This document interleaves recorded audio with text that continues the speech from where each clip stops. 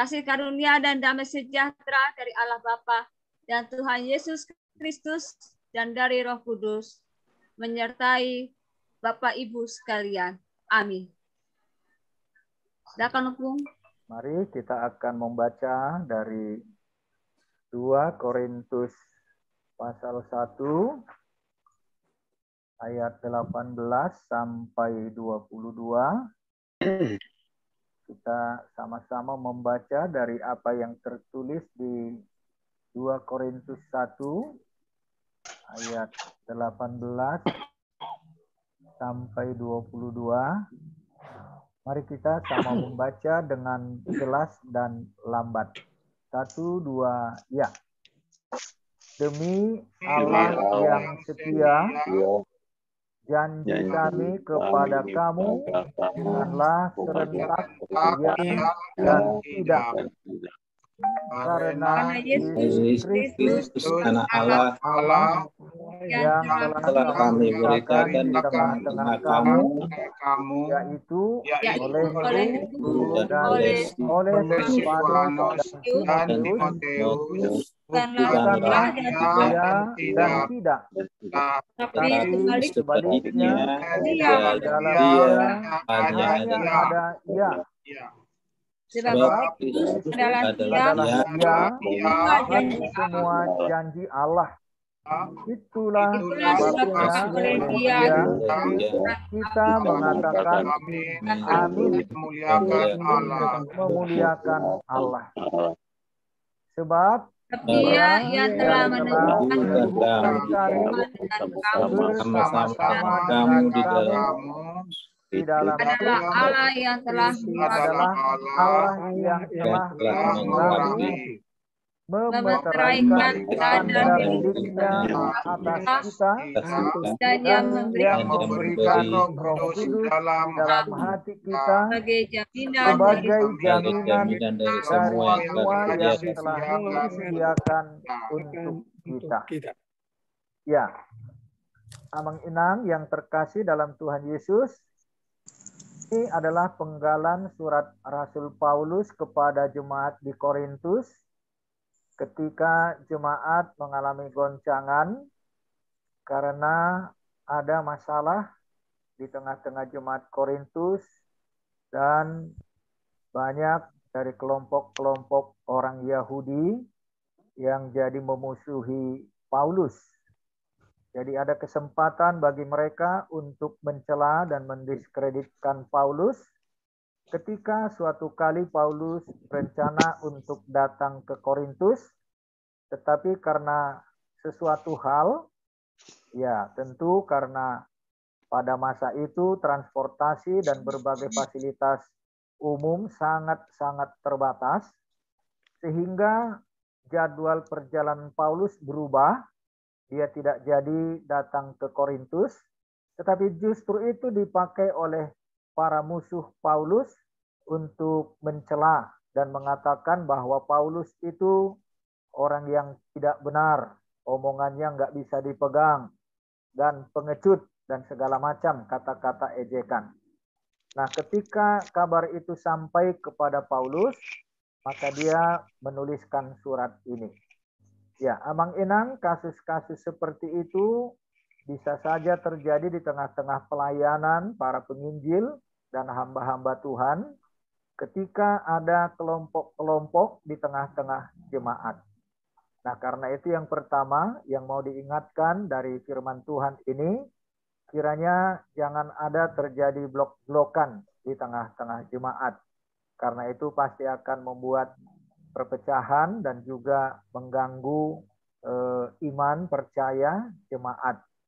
Nah, yang berikut kita bisa melihat bagaimana cara Paulus untuk menjelaskan bahwa dia bukan orang yang gampang untuk berubah, tetapi karena memang kondisi di luar kemampuan dan dia mengatakan ada tugas yang lain yang Tuhan berikan kepada dia. Nah, karena itu dia mengatakan dia senantiasa mendengarkan suara Roh Kudus. Artinya bukan karena keinginan atau rencana pribadinya dia melakukan perjalanan dan kegiatan-kegiatan yang dia lakukan. Tetapi dia tetap mendengar tuntunan Roh Kudus. Karena itu tentu ketika dia tidak datang ke Korintus, ada pekerjaan dia yang lebih penting untuk pelayanan di tempat lain. Nah, karena itu bagaimana kita juga, bukan karena ada kata-kata kita yang memang kita sudah katakan, sehingga itu yang harus terjadi. Tapi ada tuntunan Roh yang bisa saja suatu saat mengubah rencana dan kegiatan kita, sehingga mungkin ada konsekuensi, sehingga bisa saja kita diduga atau diprasangkakan hal-hal yang negatif. Tetapi bagi seorang hamba Tuhan, bukan karena rencana dan keinginan atau kata-katanya yang harus terjadi, tetapi karena ada tuntunan Roh Kudus. Itulah yang menyebabkan Paulus tidak bisa datang, bukan karena tidak mau datang. Nah, artinya ada pekerjaan yang lain yang Tuhan maksudkan sehingga dia tidak jadi dengan kedatangannya ke jemaat Korintus. Nah, yang ketiga, inilah yang mau kita renungkan melalui renungan pagi ini yang tadi sudah saya sampaikan. Bagaimana seorang hamba Tuhan tetap dia konsisten, karena konsistensinya kepada ketaatan kepada Kristus, kepada panggilan Tuhan, bukan konsisten kepada apa yang dia ucapkan menurut ambisi atau rencananya, tetapi atas perintah dan ketaatannya akan Tuhan. Nah, karena itu konsistensi seorang hamba Tuhan, bisa saja apa yang dia katakan tidak terjadi, tetapi karena dia konsisten kepada kesetiaan, ketaatannya kepada panggilan Tuhan, mungkin orang akan kecewa, tetapi itulah yang terbaik. Nah, kadang-kadang dalam panggilan seorang hamba Tuhan, bisa saja kita punya rencana ini itu, dan kayak saya sendiri banyak sekali gagasan-gagasan saya yang ingin saya lakukan ini itu, tetapi ya bukan itu yang Tuhan katakan. Nah, jadi ketaatan kepada Tuhan adalah ketika kita rela untuk tidak melakukan apa yang kita sudah rencanakan, tetapi ada rencana Tuhan yang memang harus kita taati. Nah, karena itu konsistensi seorang hamba Tuhan juga ketika omongannya juga bisa dipegang dan dia punya ketaatan yang sepenuhnya kepada Tuhan. Nah, tetapi terkadang di tengah-tengah kehidupan sehari-hari bisa jadi rencana tidak jadi, tetapi yang terpenting rencana Tuhanlah yang harus terjadi dalam kehidupan seorang hamba Tuhan. Artinya bukan karena ambisi, kepentingan pribadi, seorang hamba Tuhan harus mewujudkan apa yang dia rencanakan. Tetapi bagaimana ketaatannya kepada Tuhan atas tuntunan Roh Kudus, dia tetap setia untuk melakukan tugas panggilannya. Betapapun kadang-kadang bisa saja orang yang sudah menantikan, mengharapkan banyak harapan-harapan, tetapi tidak bisa terlaksana, tidak terwujud. Nah, tetapi supaya jangan menjadi batu sandungan bagi jemaat, bagi orang-orang yang mengharapkan seorang hamba Tuhan, tetaplah supaya melihat kepada rencana Tuhan yang terindah, yang terbaik. Nah, yang keempat, sebagaimana yang akan kita diskusikan melalui bahan pertanyaan ini, memang diharapkan supaya seorang hamba Tuhan itu adalah seorang yang konsisten dengan apa yang menjadi janji atau ucapannya, tetapi tetap dalam ketaatan kepada Tuhan. Dengan demikian, maka seorang hamba Tuhan harus menjadi patron dalam ketaatan, kesetiaan akan tugas panggilan. Dengan konsekuensi, dia akan tetap melakukan apa yang menjadi perintah Tuhan di dalam hidupnya. Ya, karena itu kita akan masuk kepada bahan diskusi kita. Ada satu renungan untuk kita mempersiapkan masuk ke dalam diskusi. Jika hamba Tuhan tidak lagi konsisten, bagaimana mungkin jemaat akan dapat mempercayai khotbahnya dan pesan-pesan Tuhan. Nah, jadi konsistensi seorang hamba Tuhan adalah ketaatan akan panggilannya sebagai hamba Tuhan. Nah, jadi demikian juga dalam ucapan, dalam tindakan, harusnya terwujud dalam sikap dan karakter seorang hamba Tuhan yang tetap konsisten, artinya tidak akan berubah-ubah atau karena kepentingan-kepentingan sesaat, karena ada hal-hal yang bersifat ambisi pribadi, supaya itu bisa terhindar dari seorang hamba Tuhan. Nah, baik Amang Inang, untuk kita masuk di dalam PA dan diskusi kita, sebagai pengantar 3 bahan pertanyaan ini, nanti kita bisa diskusikan atau yang lebih luas dari ini kita boleh bebas untuk memberikan respons dan refleksi kita. Yang pertama, bagaimana kita dapat mengenali hamba Tuhan yang tidak konsisten? Apakah sikap dan reaksi jemaat atas seorang hamba Tuhan yang tidak konsisten? Kedua, apakah yang terjadi bila seorang hamba Tuhan menjadi politisi dan pintar berdiplomasi? Nah, artinya kalau seorang politisi kan harus berdiplomasi, dia belum tentu apa yang dikatakan A itu akan A, tetapi dengan kepintaran bermain kata, jadi seorang politisi itu tidak senantiasa iya di atas iya, tidak di atas tidak. Seorang politisi pasti tidak akan bisa seperti itu. Nah, jadi pertanyaan bagaimana kalau seorang hamba Tuhan seperti itu? Ketiga, bagaimana agar jemaat dapat bertumbuh dalam iman dan mengaminkan pengajaran serta khotbah seorang hamba Tuhan? Jadi artinya apa yang diharapkan oleh jemaat dari kata-kata dan sikap seorang hamba Tuhan dalam hal konsistensi? Ya, inilah sebagai bahan pengantar untuk kita masuk dalam diskusi. Kita boleh raise hand untuk kita masuk dalam diskusi. Ya, Pendeta Ningrum sudah raise hand. Silakan. Ya, saya akan mencoba menjawab nomor 2. Apa yang maksudnya seorang hamba Tuhan, kalau menurut saya tidak boleh ikut politisi, karena hamba Tuhan kan harus mengatakan ya dan ya, harus pasti, harus ya, tidak boleh misalnya dia karena di dalam kalau tidak salah di Alkitab juga kan dilarang seorang hamba Tuhan untuk ikut politisi. Harus mengatakan ya jika memang ya. Kalau politisi kan mengambang ya dan tidak. Kadang-kadang kebenaran tidak dipertahankan, malah mereka memutarbalikkan fakta.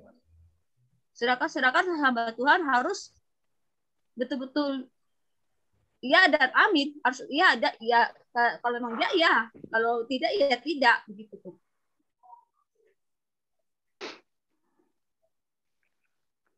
Ya, Abang Guru Gerhard, silakan. Ya, jadi saya jawab ketiga-tiganya. Bagaimana kita mengenal hamba Tuhan yang tidak konsisten? Ya, jadi kita dapat mengenali hamba Tuhan yang tidak konsisten adalah hamba Tuhan yang suka menimbulkan syak dan prasangka serta kecurigaan bagi jemaat. Juga suka terjun dalam dunia politik yang harus pintar bersilat lidah, yang akhirnya juga meragukan diri dan ucapannya, bahkan firman Tuhan yang dikhotbahkan serta semua pengajarannya.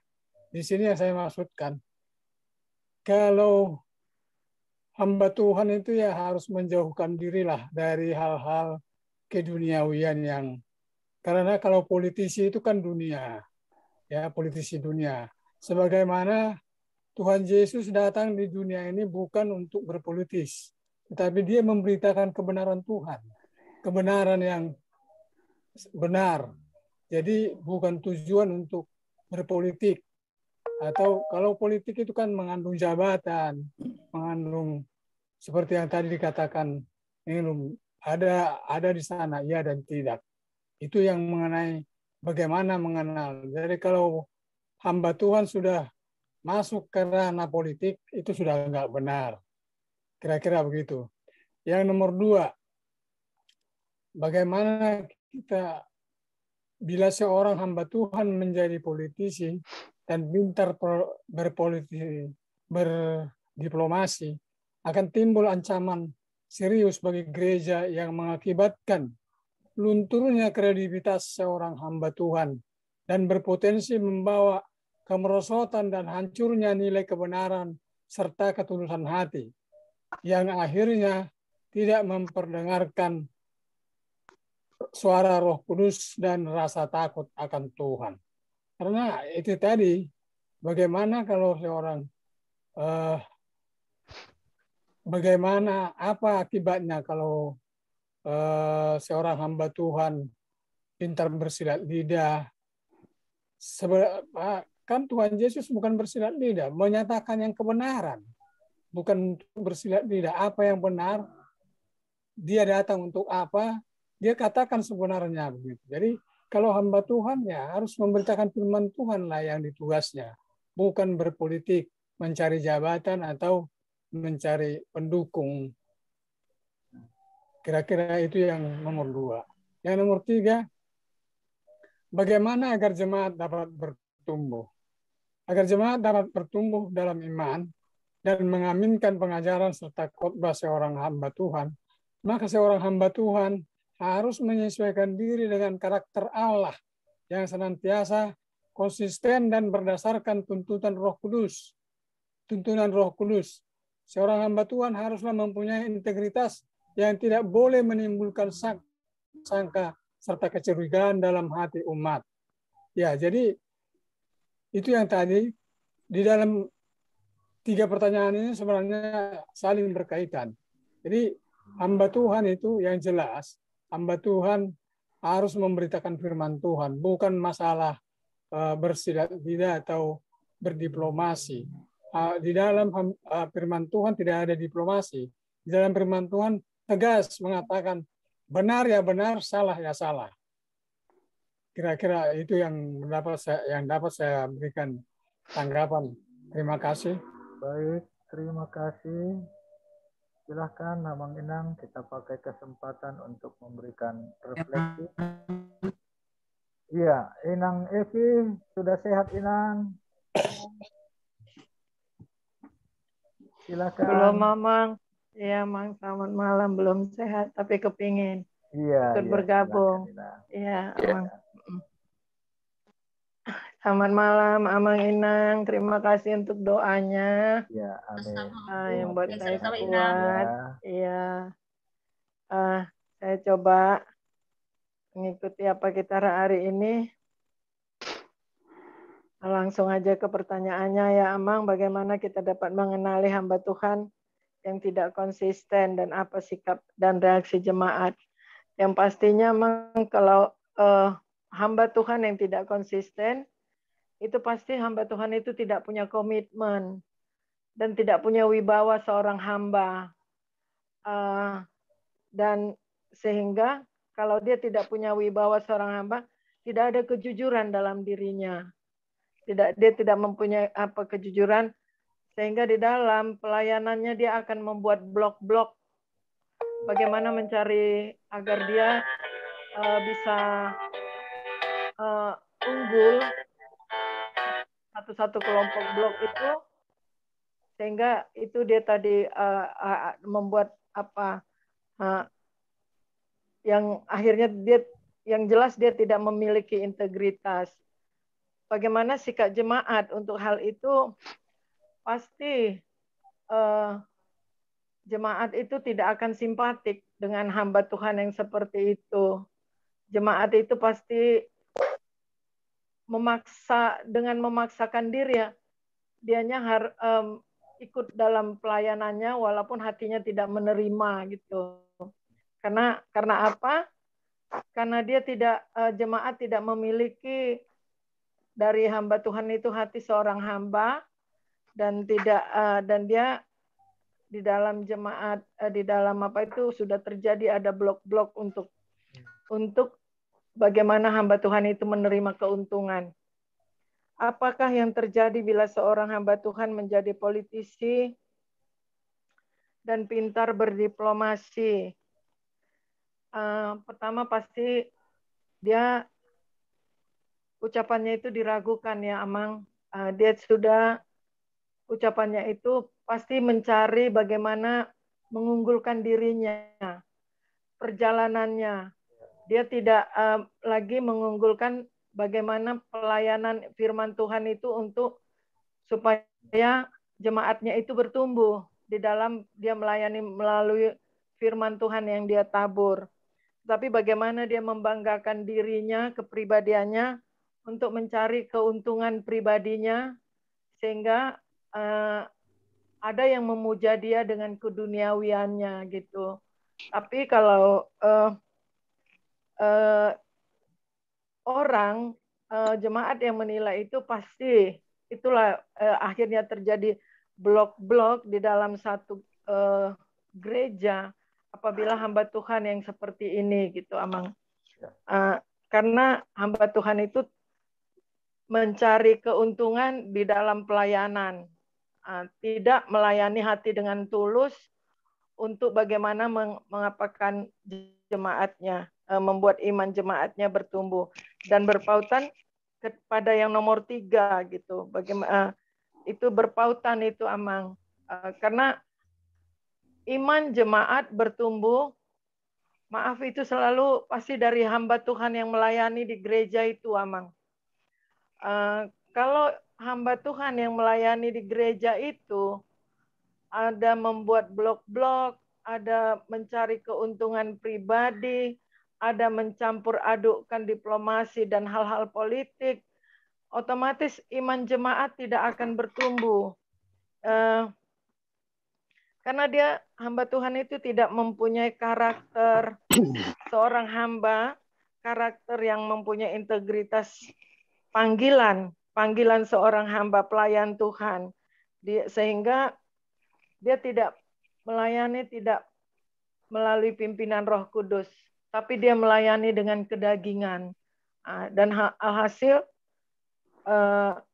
jemaatnya tidak akan bertumbuh. Tapi apabila hamba Tuhan itu melayani karena panggilannya, karena otomatis karena panggilannya dia memiliki pimpinan Roh Kudus, saya yakin jemaat pasti melihat panggilan itu kehadiran dalam pelayanannya saja, belum lagi mendengar khotbahnya, hanya melalui kewibawaan seorang hamba Tuhan itu sedang membuat ada jemaat itu imannya bertumbuh. Belum itu yang saya lihat, Amang, dari kacamata saya sendiri. Makasih, Amang, sampai situ ya. Baik, terima kasih. Makin sehat Inang ya. Amin, makasih, Eli, Amang. ada resen tadi Inang Eli Sihotang. Betul lah. Terima kasih, Amang Pendeta. Ya. Dia kita mengatakan amin. Saya memang baru pertama. Siapa sih, Amang ya? Ya. Ada yang bicara. Oke. Terima kasih, Amang, kesempatannya. Sebenarnya ini yang kita ini pertanyaan ini menonjol kepada soal politik ya, Mang ya. Apa namanya? Pendeta di dalam pelayanannya itu yang ada ikut berpolitik apa bagaimana? Kalau pemikiran saya tadi, pertanyaan itu bagaimana kita dapat mengenali hamba Tuhan yang tidak konsisten ya jemaat. Ya. Ini yang diminta dari kita itu dalam hal apa gitu ya, Mangnya kurang jelas kami. Apakah dalam hal pelayanan, apakah dalam hal yang mengikuti sesuatu kegiatan di luar gereja sebagai pimpinan jemaat itu kami jadi nggak kurang bisa menjawabnya gitu, Amang. Boleh dijelasin lebih sedikit, Amang? Itu dulu yang bisa saya sampaikan, Amang. Terima kasih, Amang. Iya, tadi kan kisah tentang Rasul Paulus tidak jadi berkunjung ke jemaat Korintus, tetapi justru itu dipakai oleh musuh-musuhnya untuk menjelekkan Paulus sebagai seorang hamba Tuhan yang tidak konsisten, yang tidak bisa dipercaya, dan pengecut. Nah, karena itu Paulus menuliskan suratnya, itu yang menjadi bahan topik diskusi kita. Bukan saya orang yang tidak konsisten, tetapi karena ada suara Roh Kudus yang menyuruh dia untuk melakukan pekerjaan yang lain, sehingga dia tidak sempat lagi untuk datang berkunjung. Nah, jadi sebagai refleksi untuk menjadi bahan pergumulan kita dari pertanyaan-pertanyaan yang tersedia, tetapi kita juga bisa bebas untuk membuat refleksi dan tanggapan kita masing-masing. Bagaimana sekiranya seperti yang dikatakan oleh musuh-musuh Paulus itu, hamba Tuhan yang ada di tengah-tengah jemaat. Kalau memang benar apa yang dikatakan oleh musuh-musuh Paulus, bahwa Paulus itu seorang hamba Tuhan yang tidak konsisten. Dia orang yang gampang-gampang saja berubah. Nah, jadi menjadi refleksi pertanyaan kita, bagaimana kalau seandainya seperti itu ada di jemaat kita, hamba Tuhan. Dan kemudian, ya kalau seorang hamba Tuhan itu, ya dia tidak pintar bersilat kata, bukan orang yang pintar berdiplomasi untuk membenarkan diri atau untuk ambisi-ambisi pribadi, dan bukan seperti itu Paulus. Tetapi kalau seandainya ada yang seperti itu di jemaat, bagaimana sikap kita? Apa tanggapan kita? Nah, jadi yang ketiga, apa yang dibutuhkan, diharapkan oleh jemaat tentang seorang hamba Tuhan? Nah, jadi ini menjadi bagian dari pergumulan kita, Inang. Itulah penjelasannya. Emang langsung teruskan ya, Mang ya. Ya. Jadi tidak saya bilang kebanyakan ya, Mang ya. Beberapa ada yang memang gampang berubah gitu loh, Mang. Ya. Beberapa ya, Mang ya. Awalnya misalnya masuk pada pendatang baru lah, pendatang masuk di gereja itu. Awalnya sih semua oke ya, semua bagus. Kita senang, tetapi kadangkala di pertengahan jalan mereka itu rugi gitu. Sehingga membuat kita juga sebagai pembantu, istilahnya melayani, melihat gitu, gimana orang hamba Tuhan ini kok bisa terpengaruh gitu ya. Kadang dari kami pelayan juga kadang yang mengumpulkan sehingga bisa berubah sikap itu lama. Ya, kalau jemaat sih ya pada umumnya istilahnya mencoba mempengaruhi. Tapi kalau memang hamba Tuhan itu memang sudah benar-benar dia terpanggil untuk melayani, baik juga pelayan-pelayan misalnya Sintua itu, dia harus baca itu agenda dari yang dipegang itu. Apa sebenarnya tugas dari seorang pelayan Tuhan, hamba Tuhan, para Sintua, gitu lama. Jadi kalau benar-benar kita baca itu tugas panggilan kita itu, saya rasa susah untuk dirubah gitu, walaupun godaannya besar gitu. Tapi banyak juga sih Amang bagus, tapi lama-kelamaan kelihatan begitu. Jadi saya melompat aja langsung ke yang nomor 3, bagaimana jemaat dapat bertumbuh dalam iman. Ya kembali kepada masing-masing kita. Ya kita misalnya ada kadang jemaat itu bilang kan, aduh nggak enak, siapa marjamita, siapa yang khotbah, terus nggak datang. Anak-anak juga begitu, enggak gitu. Tapi kan kita boleh kasih tahu sama mereka, kalau semua orang itu tidak sama punya talenta berkhotbah, ya tidak sama semua cara penyampaiannya gitu. Bagaimana dia supaya itu ada yang dibawa pulang gitu. Jadi saya sih pesankan kepada anak-anak ayatnya itu aja yang kita lihat, baru kita kembangkan masing-masing apa yang diminta dari ayat itu gitu. Tapi ini boleh kasih masukan juga ya, Mang, ya, dengan terjadinya pandemi ini, kita jadi banyak istilahnya lompat stana yang ngikutin ibadah ini ya. Kami tadi itu jam 7 pagi kalau minggu itu ngikuti ibadah GKI Pengharapan Jayapura. Walaupun itu daerah yang tapi khotbahnya penyampaiannya, isi dari ayat itu bisa dianukan ke situasi saat ini gitu. Tapi pada umumnya kalau di HKBP itu misalnya dari perjanjian lama gitu ya, itu ya terbatas sejarah gereja terus. Kita kan udah tahu sejarah gereja zaman. Tapi karena kita terpaku memang harus sudah ditentukan pusat, hari Minggu ayatnya adalah ini, kita bisa berubah lagi gitu kan. Gitu. Tapi bisa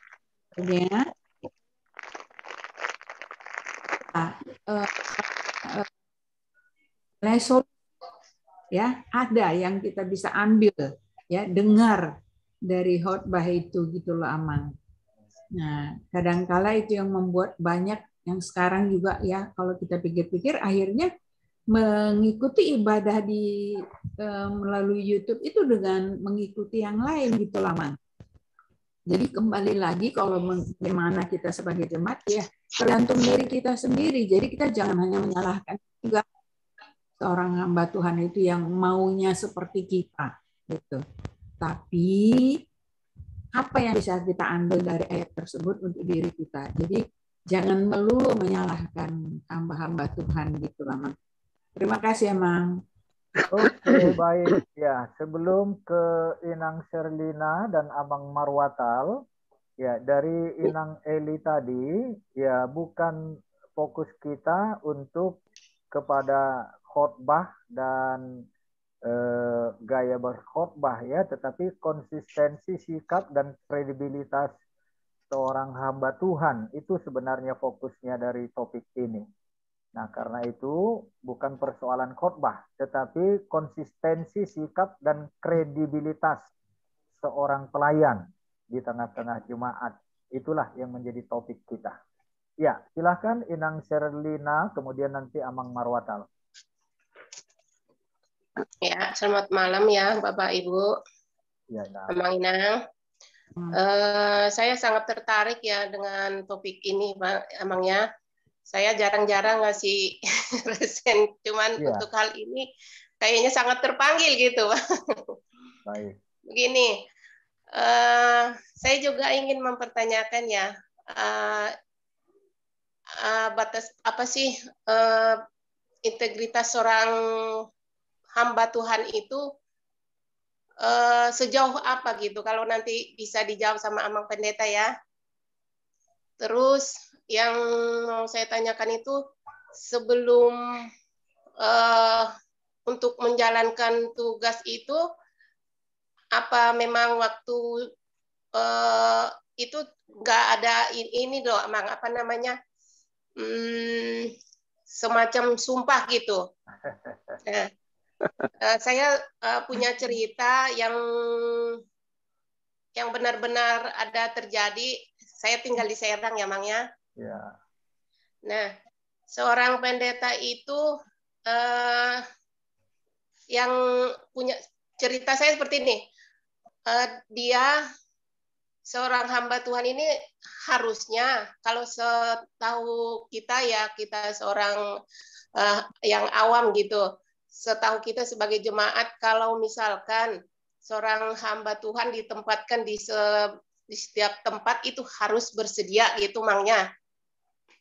Tapi yang ini yang pengalaman kami di Serang, ada seorang hamba Tuhan yang akan dipindahkan ke suatu tempat gitu, Amangnya. Katakan dari Serang ke ke kampung lagi gitu emangnya, ke kampung. Jadi istilahnya pulang kampung gitu. Nah, jadi seorang hamba Tuhan ini tidak mau gitu. Tidak mau dan lebih baik dia istilahnya kata kasarnya untuk pensiun gitu, Amang. Jadi saya menilai seperti ini. Apa iya? Kenapa? Alasannya apa gitu? Seorang hamba Tuhan ditempatkan di suatu tempat itu menolak gitu. Apa maksud dan tujuannya? Kalau kami sebagai umat ya, saya pribadi nih, kalau menurut saya itu hanya mementingkan materi gitu. Maaf kata Mang ya, mementingkan materi. Jadi salah satunya seperti itu, karena mungkin di tempat ini mungkin dia sudah merasa nyaman, baik itu materi, apapun itu, mungkin sudah lebih bagus di kota daripada di kampung, maaf gitu ya Mang ya. Terus kemudian satu lagi, ada hamba Tuhan lagi yang seperti ini juga. Memang selama sudah berpuluh tahun dia mengabdi di suatu kepada jemaat gitu ya. Tapi ya itu dia tadi, mungkin pendeta juga manusia biasa Mang ya. Dia mungkin ada untuk mencari batu loncatan lah. Batu loncat, kalau menurut perkataan saya itu batu loncatan. Dia ingin berpolitisi gitu. Tetapi dia konsistennya begini. Dia ingin masuk ke ranah hukum, tapi dia dengan mengundurkan diri sebagai seorang hamba Tuhan gitu, mengundurkan diri dengan istilah kata pensiun dini gitu. Nah, akhirnya itu terjadi. Dia mengundurkan diri, kemudian dia pulang ke kampungnya, kemudian dia berpolitisi lah gitu. Namun, walaupun seperti itu, mungkin itu terjadi sesuai dengan harapan dia, mungkin Tuhan juga berkata lainnya, meskipun dia meninggal dengan secara tragis gitu. Akhirnya di sana dia juga meninggal secara tragis. Dia tenggelam di laut ketika memancing gitu. Jadi kita jemaat di sini juga berkomentar masing-masing. Ada yang mengatakan ya itulah mungkin ya hukuman Tuhan gitu. Tapi nggak ada yang salah ya Mang Pendeta ya, semua orang mungkin berhak ya ngasih pendapat masing-masingnya. Ya itulah mungkin ya pendeta ini ya, kenapa ya sayang sekali dia pensiun dini gitu. Sementara di sini dia memang jemaat itu banyak yang suka dengan dia. Seperti yang dikatakan Inang tadi itu, memang kalau seorang hamba Tuhan itu banyak macam gitu. Jadi ada yang pro dan kontra juga walaupun di suatu jemaat gitu amangnya. Jadi menariknya seperti itu. Yang ketika dia berpolitisi itu tadi itu tercapai dengan ini dia mungkin ya keinginan dia, tapi menurut Tuhan mungkin beda. Jadi yang saya pertanyakan itu ya, sejauh apa sih integritas itu seorang hamba Tuhan itu gitu. Gitu. Jadi hanya itu aja ya, singkat aja. Saya juga tidak pintar bicara nih. Cuman saya tertarik tadi Amang Pendeta ya, ingin menyampaikan itu. Terima kasih Amang. Oke, sebelum ke Amang Marwatal, kayaknya masih sungkan-sungkan kita untuk mengeluarkan pikiran pendapat kita ya. Ini memang sengaja karena firman Tuhan memang seperti itu. Saya bukan mencari-cari ini ya. Ya karena saya juga nggak pintar ngomong Amang, jadi topik ya, hari ini memang tertarik aja gitu. Secara khusus untuk menyoroti seorang hamba Tuhan yang dituding tidak konsisten. Tetapi Paulus bukan tidak konsisten. Nah, jadi bagaimana seandainya ada seperti itu di tengah-tengah jemaat kita? Nah, jadi kalau Inang tadi Inang Eli dan Inang Terlina ya kayaknya belum berani untuk mengkritisi para hamba Tuhan.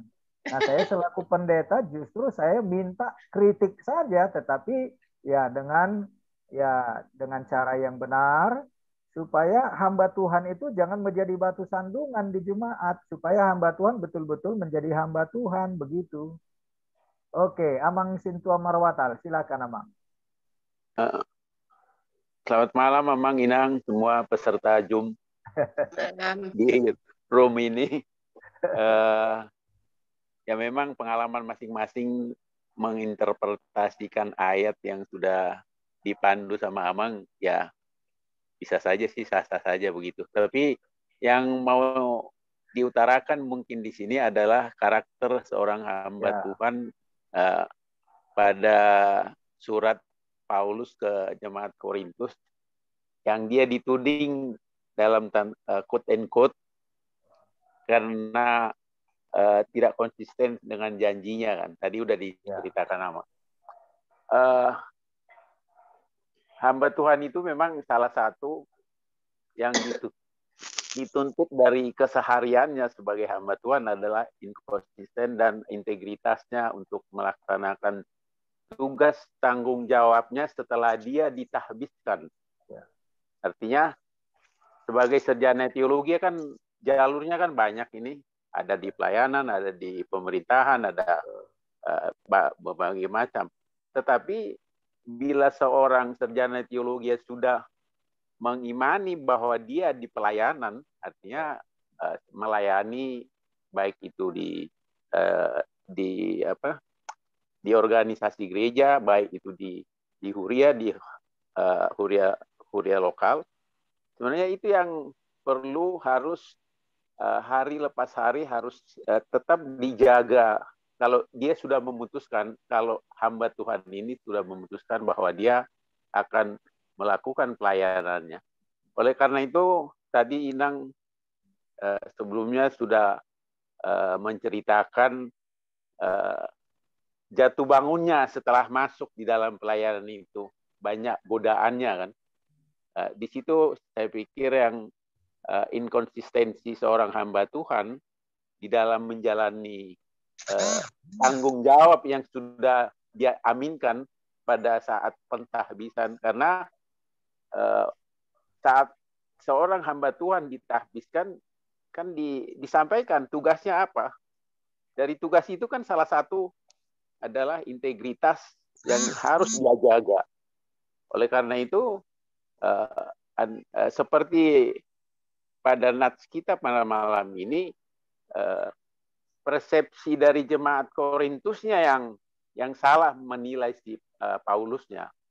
Tetapi untuk sikap yang kondisi yang lebih luas lagi, kadang juga jemaat ini juga tidak setelah dia mengaminkan bahwa dia adalah orang-orang percaya yang sudah ditebus oleh darah Yesus sebagai juru selamatnya, di dalam perjalanan hidupnya juga sering jadi batu sandungan, baik itu terhadap sama jemaat, baik itu di dalam jemaat itu sendiri, baik itu terhadap hamba Tuhan.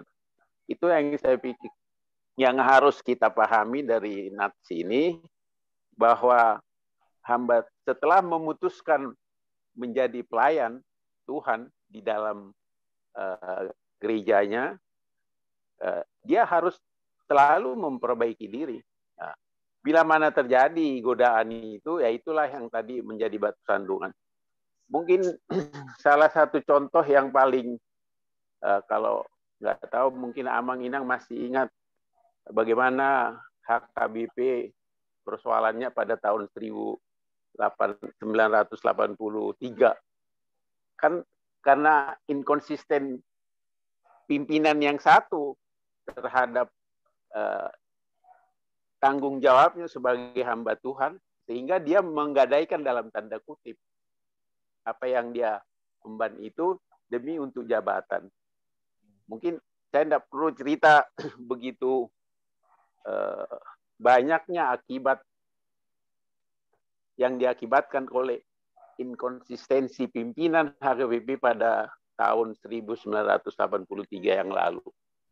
Dan kita masing-masing saya pikir punya pengalaman Amang Inang di situ. Dan saya sendiri dengan kasat mata saya lihat bagaimana inkonsisten hamba Tuhan pada saat itu sehingga terjadi pembelahan HKBP 2 blok. Ya, syukurlah puji Tuhan bahwa akhirnya Roh Kudus berbicara di dalam hati masing-masing sehingga terjadi pertemuan, artinya perdamaianlah dalam bimbingan Roh Kudus. Sampai saat ini sudah, walaupun ada riak-riak atau bekas-bekas dari peristiwa itu, tetapi apabila seorang hamba Tuhan dan jemaat itu mengaminkan bahwa dia sudah ditebus Yesus, ya itu yang harus dipelihara, baik itu hamba Tuhan, baik itu jemaat. Saya pikir itu yang harus kita pahami, bagaimana pengalaman Paulus dituding bahwa dia tidak konsisten oleh jemaat Korintus. Tapi bisa juga si jemaatnya memang nggak benar, hamba Tuhannya benar, atau sebaliknya jemaatnya juga litat-lintut atau membuat suatu pemahaman yang dari dunia ini, artinya akal pikirannya yang dominan untuk menilai seseorang hamba Tuhan, sehingga terjadilah karena parmargaon lah, karena pardongano, karena banyak macam yang menjadikan inkonsisten dari hamba Tuhan itu sehingga terjadi. Mungkin tidak tahu kalau Abang Inang mendengar, mengikutilah beberapa jemaat gereja di Jabodetabek yang di Depok, ya, kalau bisa kita ikuti peristiwa itu, HKBP Depok, ya sangat miris, sangat prihatin kita sebagai hamba Tuhan, sehingga sampai di blokade, disegel itu gereja dari pihak yang satu. Nah, itu suka atau tidak suka, fakta itu terjadi. Mungkin di tempat Inang atau Amang juga bisa saja terjadi tadi seperti itu.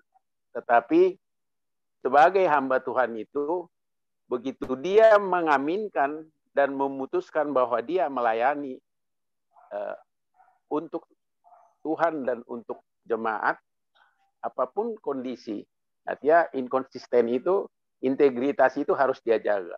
Karena salah satu sifat dari hamba Tuhan atau orang-orang percaya atau orang-orang anak-anak Tuhan, ya harus punya integritas. Tidak mau digoda oleh dunia ini apapun itu bentuknya. Jabatan ke, materi atau harta atau sinamot. Kalau dia sebagai hamba Tuhan yang benar-benar menjiwai tugas dan tanggung jawabnya, pada saat dia menerima tahbisan itu, saya pikir itu yang harus dipergumulkan setiap orang, setiap hamba Tuhan, atau setiap jemaat setelah dia menerima Yesus. Karena di dalam perjalanan kita ini kan banyak godaan yang akan kita alami. Mengenai kalau pertanyaan nomor 2, memang bisa iya, bisa tidak ini. Apakah seorang hamba Tuhan itu bisa jadi politisi? Tapi kalau dari ilmu dunia ini kan, politik itu kan tidak ada yang abadi. Yang ada abadi adalah kepentingan. Jadi bisa saat ini jawabannya A, mungkin tahun depan bisa jawabannya B. Tapi bukan patokan itu yang menjadi patokan. Sebagai kita anak-anak Tuhan atau orang-orang percaya, ya Alkitab atau firman Tuhan lah sebagai rujukan kebenaran, bukan kebenaran dunia ini. Ya. Kalau kebenaran dunia ini kan relatif, tapi kebenaran yang dari Tuhan lah yang mutlak. Apa perintah yang sudah bisa kita baca, begitu banyak ayatnya, ayat pendukung agar kita bisa menjadi dewasa di dalam iman. Bukan hanya dewasa secara badannya, jasmania, karena banyak juga dewasa dalam umur, tetapi imannya masih taraf di bawah usia dari jasmani, usia badania kan.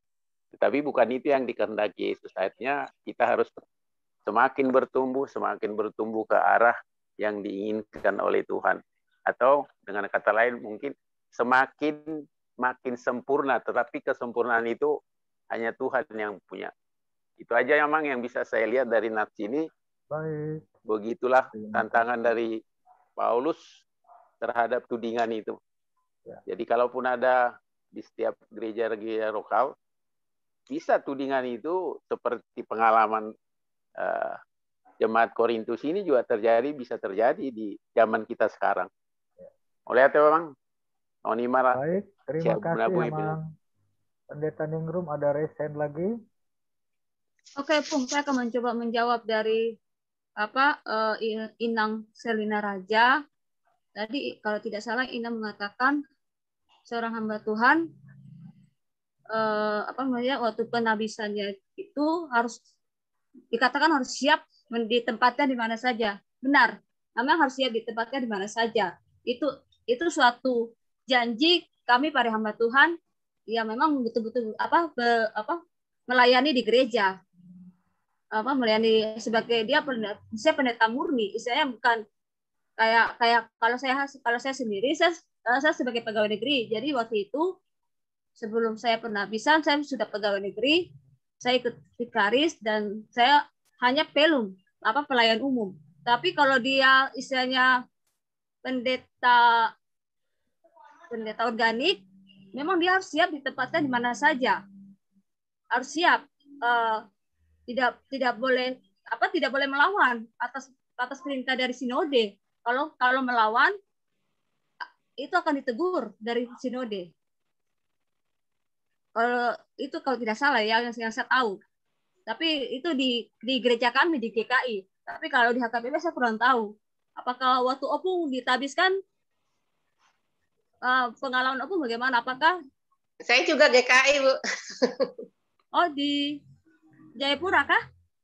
Saya di GKI di Serang. Oh, maksud saya GKI di Papua. Kalau GKI di Serang kan itu Gereja Kristen Indonesia. Kalau kita di GKI Papua, Gereja Kristen Injil di tanah Papua.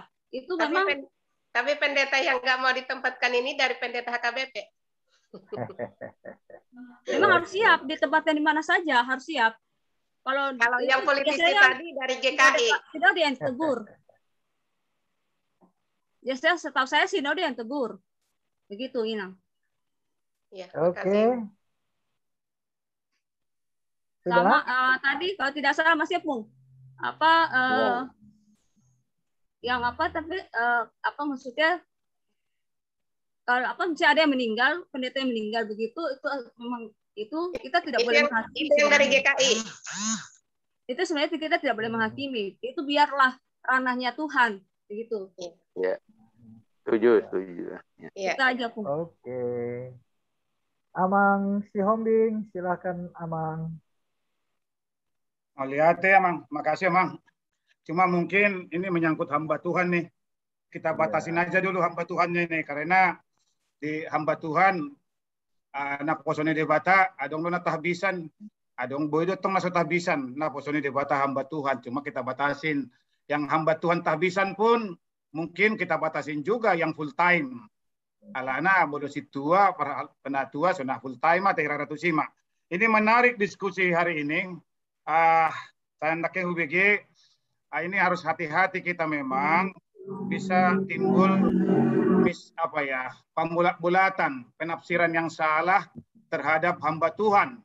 Secara khusus sebelum saya jawab nanti mungkin 3 pertanyaan tadi, review ulang dulu ini tentang ayat yang bicara Amang Pendeta tadi, masalah Paulus yang didakwa oleh sebagian jemaat Korintus dia tidak konsisten. Rupanya hubungan Paulus dengan jemaat ini sedikit terganggu ini karena perubahan jadwal kunjungan Paulus ke Korintus ini. Ini dari ayat 15 tadi ya. Sebagian jemaat malah menganggap Paulus itu tak dapat memegang janji. Perjanji calling. Hingga meragukan kerasulannya. Itulah sebabnya Paulus menegaskan kemurnian dan ketulusan hubungan dengan jemaat Korintus. Nah, hubungan ini bukan semata-mata faktor manusiawi ya, melainkan berdasarkan kekuatan kasih karunia Allah. Belum mundur kita tuh di ayat 12 di sini. Paulus bukan orang pelin-pelan memang, tetapi berkata dan bertindak sesuai prinsip. Itu di ayat 17 dan 19 tadi kita baca. Memang sebelumnya ia memang mengatakan kepada jemaat Korintus tentang rencananya mengunjungi mereka setelah ia ke Makedonia. Itu ada di 1 Korintus 16 ayat 5. Ternyata perjalanan itu dibatalkan dan kemudian memang terjadi perubahan dalam realisasi perjalanan. Namun jemaat Korintus jadi salah mengerti dan menganggap Paulus sebagai orang yang tidak bisa dipercaya. Sebab itu mereka meragukan juga kasihnya pada mereka. Ya tentu saja Paulus tidak ingin mendiamkan kesalahpahaman ini. Ia menjelaskan bahwa perubahan rencana bukan merupakan petunjuk karakter yang tidak dapat dipercaya. Jika dia tidak konsisten, bagaimana mungkin orang yang dia layani bisa mempercayai khotbahnya sebagai pesan Allah? Lagi pula, ia membuat perencanaan bukan berdasarkan ambisi pribadi, tetapi berdasarkan tuntunan Roh Kudus. Perubahan rencana bukanlah tanda bahwa dirinya tidak konsisten. Sebagai Rasul Yesus Kristus, ia harus menyesuaikan diri dengan karakter Allah yang tentu saja konsisten. Nah, mengubah rencana pelayanan tentu tidak mudah, karena pasti sudah melibatkan doa dan pemikiran matang seutuhnya. Hal yang tidak kalah sulit adalah menghadapi reaksi orang yang bisa jadi akan menganggap kita tidak konsisten. Namun kita sendiri perlu agak sensitif ya, perlu peka dan tanggap menyikapi perkembangan situasi dan kondisi. Ingat juga bahwa Allah memimpin kita langkah demi langkah. Rencana yang baik adalah yang terus-menerus sensitif, peka akan kehendak Allah dalam menggenapi situasi yang berubah-ubah. Nah, ini inti yang harus disadari oleh setiap pembuat dan pelaksana rencana. Memang perencanaan itu adalah langkah awal yang harus dilakukan sebelum kita melakukan pekerjaan. Namun melaksanakan rencana yang ditetapkan jauh hari sebelumnya mungkin memerlukan modifikasi. Karena bisa saja terjadi perubahan situasi dan kondisi seiring perjalanan waktu. Setelah Paulus menyatakan tujuannya melayani jemaat Korintus, ia menjelaskan bahwa semua tindakannya disesuaikan dengan pimpinan Roh Tuhan. Tadi Abang Pendeta sudah bilang ya. Nah, secara terbuka Paulus mengungkapkan alasan keterlambatannya. Nanti ada waktu kita baca di ayat 23 ada itu. Ia ingin agar jemaat mendapat kesempatan untuk memperbaiki diri lebih dahulu. Nah, ini hati-hati kita menghakimi, menghukumi akaparhaladu nakosoni debata. Sesuai surat yang pernah ia kirim sebelumnya ke Korintus. Ia tidak ingin menegur jemaat dengan keras secara berhadapan. Ada menganalisa gini. Kalau Paulus langsung datang ke Korintus, dia akan face to face, muka ke muka bisa berantem. Sehingga dia menghindar untuk sesaat. Yang dapat menimbulkan duka cita di antara mereka. Nah, keterbukaan menyingkirkan halangan. Jika kita terbuka seperti Paulus, kita dapat menyadarkan orang tanpa menyakiti hati dan bisa mengenyahkan, menjauhkan keraguan tentang kemurnian pelayanan kita sebagai hamba Tuhan. Nah, pertanyaan ada 3. Yang pertama, di pertanyaannya disebutkan di situ, bagaimana kita dapat mengenali hamba Tuhan yang tidak konsisten? Saya agak susah pertanyaan negatif, keburukan hamba Tuhan. Saya jawablah dulu memang dengan kebalikannya, yang positifnya. Artinya, saya ungkapkan jawaban hamba Tuhan yang positif, biarlah kita masing-masing mengambil yang negatifnya. Nah, saya kutip dari 2 Korintus pasal 4 ayat 1 dan 2. Saya bacakan untuk kita. Ciri-ciri hamba Tuhan yang konsisten, yang baik. 2 Korintus 4 pasal 1 ayat 2. Oleh kemurahan Allah, kami telah menerima pelayanan ini. Karena itu kami tidak tawar hati. Tetapi kami menolak segala perbuatan tersembunyi yang memalukan. Kami tidak berlaku licik dan tidak memalsukan firman Allah. Sebaliknya kami menyatakan kebenaran dan dengan demikian kami menyerahkan diri kami untuk dipertimbangkan oleh semua orang di hadapan Allah. Inilah dia ciri-ciri hamba Tuhan yang konsisten, yang baik. Walaupun pertanyaannya tadi mengenali hamba Tuhan yang tidak konsisten. Kita mengambil yang negatifnya aja. Nah, dari ayat ini kita bisa ngambil taputihi, ada 7 macam. Parjolo karena panggilan Tuhan. Tadi semua pembicara sudah bilang, karena panggilan Tuhan. Apa benar hamba Tuhan yang mengabdi ini sudah karena panggilan? Atau karena tidak lulus masuk Sipenmaru atau Universitas Negeri? Sehingga yang terakhir masuk STT. Kira-kira gitu ya. Yang kedua, ayat ini tidak tawar hati, tidak putus asa. Yang ketiga, membuang segala perbuatan tersembunyi yang memalukan. Nah, ini nih, belakangan ini kalau mergabus. Gudang ke perniwulan, nah mungkin dari Mekel dan nama pandita siaginan non di persoalan di Rawamangun untuk akan asing. Jadi membuang segala perbuatan tersembunyi yang memalukan. Kemudian keempat, tidak berlaku licik. Yang kelima, tidak memalsukan firman Tuhan. Artinya tidak memutarbalikan perkataan Allah. Yang keenam, menyatakan kebenaran. Nah, yang ketujuh ini, menyatakan diri untuk dipertimbangkan dalam hati nurani setiap orang. Artinya apa? Ada pengakuan, ada acknowledge di sude akar ruas no begesa.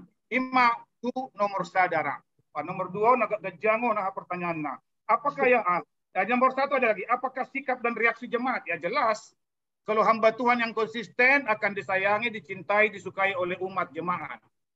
Hamba Tuhan yang tidak konsisten akan dihindari, dijauhkan, bahkan mungkin akan dibenci, diomongin, dirasain oleh jemaat. Pertanyaan nomor 2, apakah yang terjadi bila seorang hamba Tuhan menjadi politisi dan pintar berdiplomasi? Wow, hamba Tuhan yang berpolitik. Nah ini nih, ngeri-ngeri sedapon. Apakah soal politik diulas khusus di dalam Alkitab? Baca belum jelas, belum ada. Belum ada, Bang. Belum ada, tetapi secara implisit, secara tersirat, ya. Nah, disinilah kita penting kehati-hatian dalam memahami Alkitab dalam berbagai konteks. Nah, bagaimana catatan Alkitab tentang politik? Nah, namun sebelum sampai ke soal ini, sebaiknya kita rumuskan dulu apa yang dimaksud dengan politik. Kalau Batak politikon agak mirip dipeleset tasotik. Di halak Batak itu politik peolotik. Nah, ada hubungan di politik itu peolotik. Nah, hampir-hampir mirip itu memang pandok naik. Nah, politik adalah pemahaman, perumusan, dan pengelolaan dalam pengelolaan negara yang bertujuan untuk mensejahterakan rakyatnya. Di sana diatur pembagian dan pendistribusian kekuasaan secara berimbang sesuai dengan keadaan untuk menjamin hak dan kewajiban setiap warga negara. Semua ketentuan dibakukan dalam undang dasar, undang-undang, Kepres, PP, Permen, Perda, baik itu Pergub, baik Perbuk, Bupati, Perkuwali dan semuanya. Semua peraturan terikat kepada ketentuan yang tertinggi yakni undang-undang dasar. Artinya tidak ada peraturan yang tidak selaras sejalan dengan undang-undang dasar. Nah, Indonesia menganut sistem presidensial dan trias politika yakni eksekutif, legislatif, yudikatif adalah lembaga negara yang saling mengawasi. Istilah kami di pengawasan, di pemeriksaan, di dokumen internal check. Ini penting agar pelaksanaan mandat rakyat dilakukan sebagaimana mestinya. Nah, dalam gereja, istilah yang dipakai bukan church politik, bukan politik gereja. Yang umum dipakai adalah siasat gereja, yaitu penerapan tata tertib yang berlaku. Istilah politik kurang tepat, walaupun kegiatannya seperti di politik, bahkan lebih parah dari berpolitik. Karena di gereja sifatnya. Maaf, Amang Pendeta. Siasat gereja adalah penegakan hukum gereja oleh majelis jemaat atau pelanggaran oleh jemaat. Sebaliknya, jemaat dapat juga mengadukan pelanggaran, apakah itu peraturan, moral, etika, oleh majelis jemaat, termasuk di dalamnya hamba Tuhan. Ini ada dalam semua gereja, namun bentuknya berbeda, tergantung pola pemerintahan gereja yang ada di denominasi gerejanya. Ada gereja yang pendetanya bisa diadukan atas pelanggaran. Tetapi ada juga pendeta atau hamba Tuhan yang tidak dapat tersentuh, untouchable oleh peraturan apapun. Karena dia menjadi pendiri, dia gembala, dia sekaligus pemilik gereja. Suka atau tidak, sistem pemerintahan di gereja harus dipahami baik oleh umat untuk menentukan sikap dalam berjemaat ataupun mengomentari sesuatu tentang hamba Tuhan. Ini perlu untuk menghindari keributan yang bisa jadi saling menyakitkan. Nah, dalam konteks gereja dan negara, maka gereja sebagai institusi jelas tidak boleh berpolitik. Tidak boleh ada edaran mengatasnamakan sebuah institusi gereja, kampanye resmi menggunakan mimbar gereja. Jemaat di tiap gereja pasti memiliki pandangan tersendiri dalam politik dan itu sah dijamin undang-undang. Keterlibatan institusi jadi pemaksaan kehendak yang melanggar hak jemaat sebagai warga negara.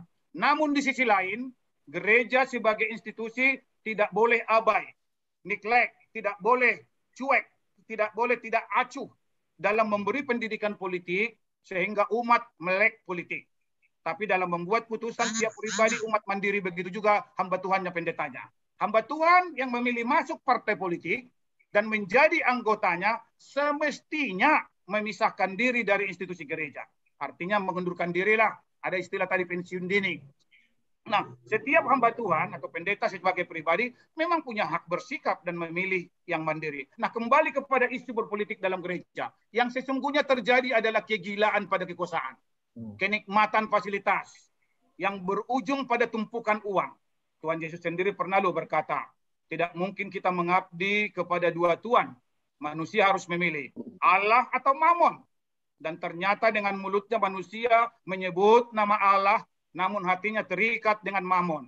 Maka kita mengherankan juga, di gereja sering terjadi pertikaian perpolitikan, bahkan berujung pada perpecahan yang menyedihkan. Paulus mengingatkan Timotius bahwa cinta akan uang adalah akar segala kejahatan.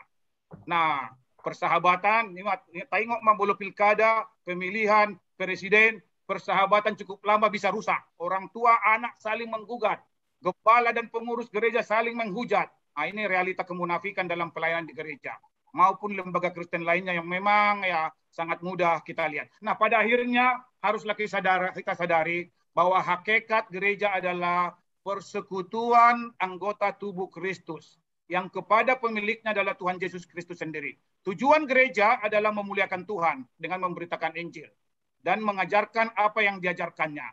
Dan semua itu harus terbukti dalam perbuatan yang terbuka, terbaca, terasa, terukur, dan teruji. Kita ingat, Yesus berkata, tidak semua orang yang menyebut namaku Tuhan akan masuk surga, melainkan mereka yang melakukan kehendak Bapakku. Tidak yang bernubuat, tidak yang membuat mujizat, tidak yang mengusir setan. Itu di Matius 7, 21-23. Jadi sesungguhnya tidak sulit memang mengenali hamba Tuhan atau gereja.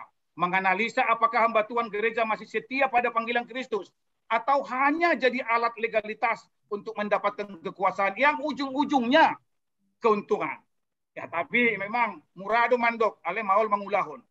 Mudah menyatakan kebenaran, tapi tentu tidak semudah itu melakukannya. Nah, menurut kau, hamba Tuhan rohaniawan itu tidak perlu terlibat dalam aksi politik praktis yang pada akhirnya nanti menjadi bumerang bagi gereja itu sendiri. Gereja harus dipisahkan dengan politik praktis. Bukan dari politik sebagai ilmu dan wacana demi pembangunan bangsa negara. Kegiatan gerejawi harus dipisahkan dari kegiatan politik. Tidak boleh dicampur adukkan. Gereja adalah gereja dan partai politik adalah partai politik. Nah, hal itu bukan berarti adanya dikotomi dualisme bahwa gereja itu kudus, politik itu kotor atau tidak kudus. Gereja bukan lembaga yang anti politik. Sebaliknya harus menyinari, menerangi kegiatan politik. Sehingga negara terbawa kepada tujuan yang benar ya, sesuai cita-cita proklamasi kita dan cerita reformasi. Nah, gereja tidak perlu berpolitik praktis, tetapi gereja mendukung umatnya dan mengembalakan mereka secara benar, yakni orang-orang yang kompeten di dalamnya, sehingga tidak menyimpang dari esensinya, yakni menjadi garam dan terang Kristus dalam dunia ini. Dengan demikian, gereja mendatangkan sesuatu yang berarti bagi bangsa dan negara Indonesia tercipta ini. Itulah untuk nomor 2, Mang. Nomor 3 singkat saja, Mang. Pertanyaannya bagaimana agar jemaat dapat bertumbuh? Saya hanya mengutip dari Roma pasal 10 ayat 17. Jadi iman timbul dari pendengaran dan pendengaran oleh firman Kristus. Nah, di situ kemudian percayalah Tuhan akan memenuhi janjinya, mengikuti pemuritan dalam gereja, bukan hanya dalam gereja ansih di gedung. Tadi Inang baru si Hotang yang si Manjuntak sudah cerita dengan pandemi ini melalui Zoom. Nah, ini termasuk kita ya. Ini dengan pandemi ini kita bisa banyak belajar dengan Zoom dengan lain-lain. Jadi tidak harus berkumpul dalam gereja ya. Nah, bukan hanya dalam goa-goa, katakombe dan sebagainya ya. Nomor 4, peka dan apa yang terjadi di sekitar kita. Sensitif kita. Terkadang apa yang dialami berbeda dengan apa yang sudah direncanakan sebelumnya. Jadi jika peka, kita bisa tanya Tuhan, apa sih sebenarnya yang terjadi dan minta pemahaman dari Tuhan. Pikirkan hal yang benar saja. Ini himbauan batu kadongar ruasra. Mari kita pikirkan hal yang benar saja. Karena kita tidak tahu seperti Paulus tadi apa yang terjadi di belakang itu. Misalnya ada hamba Tuhan menolak penugasan dan sebagainya. Kita nggak tahu apa yang terjadi sebenarnya. Jujur saja. Saya nggak bisa kebayangkan apa yang terjadi. Cuma yang saya dengar-dengar soal yang di Serang, kebetulan aku di Banten, aku tahu sedikit ceritanya lah, tapi nggak perlu kita ungkap di sini ya. Aku tahu persis ceritanya sedikit, nggak perlu kita ungkap di sini tentang pindah ke Sumatera itu. Oke, nah iman dan kebenaran firman Tuhan itu dua sisi mata uang yang tidak bisa dipisahkan. Dikatakan demikian kenapa? Karena ada korelasi yang kuat antara iman dan kebenaran firman Tuhan. Nah, korelasi yang dimaksud pertama, iman dan kebenaran firman Tuhan sama-sama berasal dari Tuhan. Yang kedua, punya peran dan fungsi yang sama dalam hidup kita. Nah, yang ketiga, itu menjadi jaminan yang pasti bagi hidup kita masa sekarang dan masa yang akan datang kelak. Nah, kalau kita ingin mempunyai iman rohani yang besar, bukan hanya secara jasmani, maka kita harus menyadari bahwa iman timbul dari firman yang diurapi Roh Kudus. Tidak cukup hanya firman yang dibaca biasa saja. Karena firman yang hanya diterima secara jasmani tidak bisa menimbulkan iman rohani dalam hidup kita. Kita butuh rema yang Roh Kudus tingkatkan bagi kita. Benar, kalau kita ingin mempunyai iman rohani, mari kita sadari bahwa iman rohani kita tidak bisa dihasilkan secara jasmani. Kita sadari bahwa kita perlu mengisi diri kita dengan firman dan Roh Kudus. Saat Roh Kudus memenuhi hidup kita, dia pun akan mengurapi firman yang kita baca, yang kita dengar. Demikianlah kita dapat memenuhi diri kita dengan rema demi rema yang kita terima daripadanya. Pada akhirnya iman kita pun akan bertumbuh semakin kuat. Sebagaimana Ibrani 11 ayat 1. Iman adalah dasar dari segala sesuatu yang kita harapkan dan bukti dari segala sesuatu yang kita lihat. Amin. Ima saya namang mulate. Luar biasa. Iya. Ada lagi? Silahkan Amang Inang. Iya, boleh nambah ya. Yuk, silakan Amang. Ya, luar biasa. Pak Siombing sudah kasih semua. Ya. Ya, cuman yang perlu saya tambah memang masalah konsistensi ini ya seperti yang kita lihat lah ya. Masalah tohonan ya tadi sudah dibahas. Ya harus konsisten, kalau memang sudah pindah ya pindah. Kurang lebih kan begitu ya. Terus sesuai dengan SOP lah di gereja itu. Nah, yang paling utama, yang bagi saya baik jemaat, ya baik jemaat, baik hamba Tuhan, baik pendeta, ya terutama pendeta, apalagi jemaat, ya apakah sesuai dengan apa yang diomongkan? Ya, apakah misalnya perbuatannya sudah sesuai dengan khotbahnya? Itu kalau sudah sesuai, berarti dia konsisten. Bagi saya, menurut saya ukurannya itu saja, singkat. Jemaat juga begitu. Banyak omong, banyak begini, kalau nggak sesuai, no way. Itu kan, banyak orang pintar tetapi hanya ngomong. Nah, banyak juga pendeta begitu. Oh, pintar di mimbar enak sekali, tapi omongannya enggak sama. Nah, makanya sesuailah dengan khotbahnya. Kalau itu perbuatannya, itulah yang boleh dari jemaat kita melihat dari hamba Tuhan itu. Siapapun itu tidak melihat dari mana datangnya. Kalau dia sudah melakukan yang sama seperti apa yang dikhotbahkan, itu sudah konsisten bagi saya. Dalam kehidupan sehari-hari juga. Kehidupan sehari-hari. Ya. Maaf, banyak juga pendeta, maaf ini ya, tidak melakukan atau tidak memperlakukan jemaat itu sama. Tidak equal. Tidak sama. Ya. Molo namora, amat tuh sih indah kan? Inna pedita resoti. Amatusan, komatuson, na pedita na diperbantukan. Molo na kurang, molo ligang, aumatu sih, komatusan, amatuson. Dan memang kita sering tahu itu. Nah, ini salah satu yang tidak konsisten. Tapi sampai penguburan, nah, itu terjadi loh. Jangan salah. Mulu nganamora, mulu di Jakarta misalnya, mulu Ratu San Diego kan, wah nganamora, mulu di Medan mungkin itu pemakaman apa itu yang bagus-bagus itu, ya kan, Padita Resort itu sih kan, bahkan Pareses mungkin, angguna diperbantukan daun, alai mulu, aka di nasingi, lah tuh mah hamu tuh si ama satu non katanya gitu. Nah ini salah satu konsistensi. Jadi jemaat itu sebenarnya bisa dilihat kok sebetulnya, Mang. Bisa dilihat. Nah, juga jemaat juga begitu. Memang bisa, ya kita paham juga. Banyak juga jemaat yang tidak konsisten. Katakanlah misalnya, setiap yang nomor milina kan, ang nomor ding. Setiap yang jerupani. Hera festival. Molobor ini. Soko festival kur. Punguan ama, punguan ina sektor adui. Wah, luar biasa. Nah, tapi mereka apa? Ngapain di situ? Bernyanyi, show up, atau apa? Karena kita lihat, begitu besok pemakamannya itu orang nggak ada, satupun. Hilang. Hilang.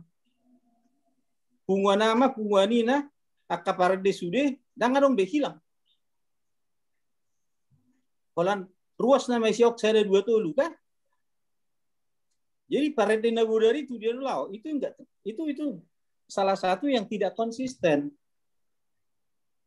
Ya, baik itu apa dari sisi jemaat juga memang tidak konsisten. Nah, seperti itu juga. Nah, bagi saya, pemikiran saya itu semuanya hanya sekedar memenuhi komunitasnya. Sekedar memenuhi alapar Qur'ina, alapar Qur'ama. Mulodang roi benudak tabu. Karena saya bilang itu show up. Alamar subuknya dan robe. Nama aku besudi. Jala dipakat ayo pesering ko pinagay itu sih. Dang lahitan ng budari markor. Beludang markor iba, tabu. Lama hita markor katanya. Nah, itu. Jadi tujuannya apa? Menghibur mereka yang kemalangan, yang kedukaan atau tidak. Jadi itu tidak konsisten bagi saya. Konsistensinya itu benar-benar lah sebenarnya. Nah, tersongonitaknya nongot padita kan. Jadi apa yang dikhotbahkan. Nah, unang mamereng pardok pahani jolma. Nah, ima akan terjadi di sekeliling tanah tabereng. Jadi ya saya sampai berharap mulo tu perong akamak padita na pidasian garejol lagu dia. Holani do hudok mulo songonau ba. Duk saat tamu amang dengan namunane baru apa yang amang khotbahkan seperti itulah lakukan. Saya yakin baik jemaat, baik Tuhan pun akan memberkati. Harus itulah konsistensi. Ini saya bilang konsisten. Nah, terus dari konsisten kita bicara dari sisi lain. Ya, ini sehari-hari kita lah ini. Masalah politik. Masalah politik ini juga pro kontra. Seperti yang Abang Sombing bilang tadi itu, pro kontra. Bagi saya, salah satunya pernah itu saya lihat sampai sekarang juga. Saya tidak begitu setuju itu si mantannya Purus Marmata masuk politik. Enggak. Bagi saya itu tidak elok. Nah, itu pribadi saya. Sebaiknya menjadi pembina lah. Pembina. Tapi kalau misalnya ada asumsi begini sebagai ini, ya itu urusan beliau. Ya. Tetapi saya melihat dari kacamata saya, ya apalagi udah petinggi begitu di HKBP, sebaiknya janganlah memberikan contoh yang tidak baik.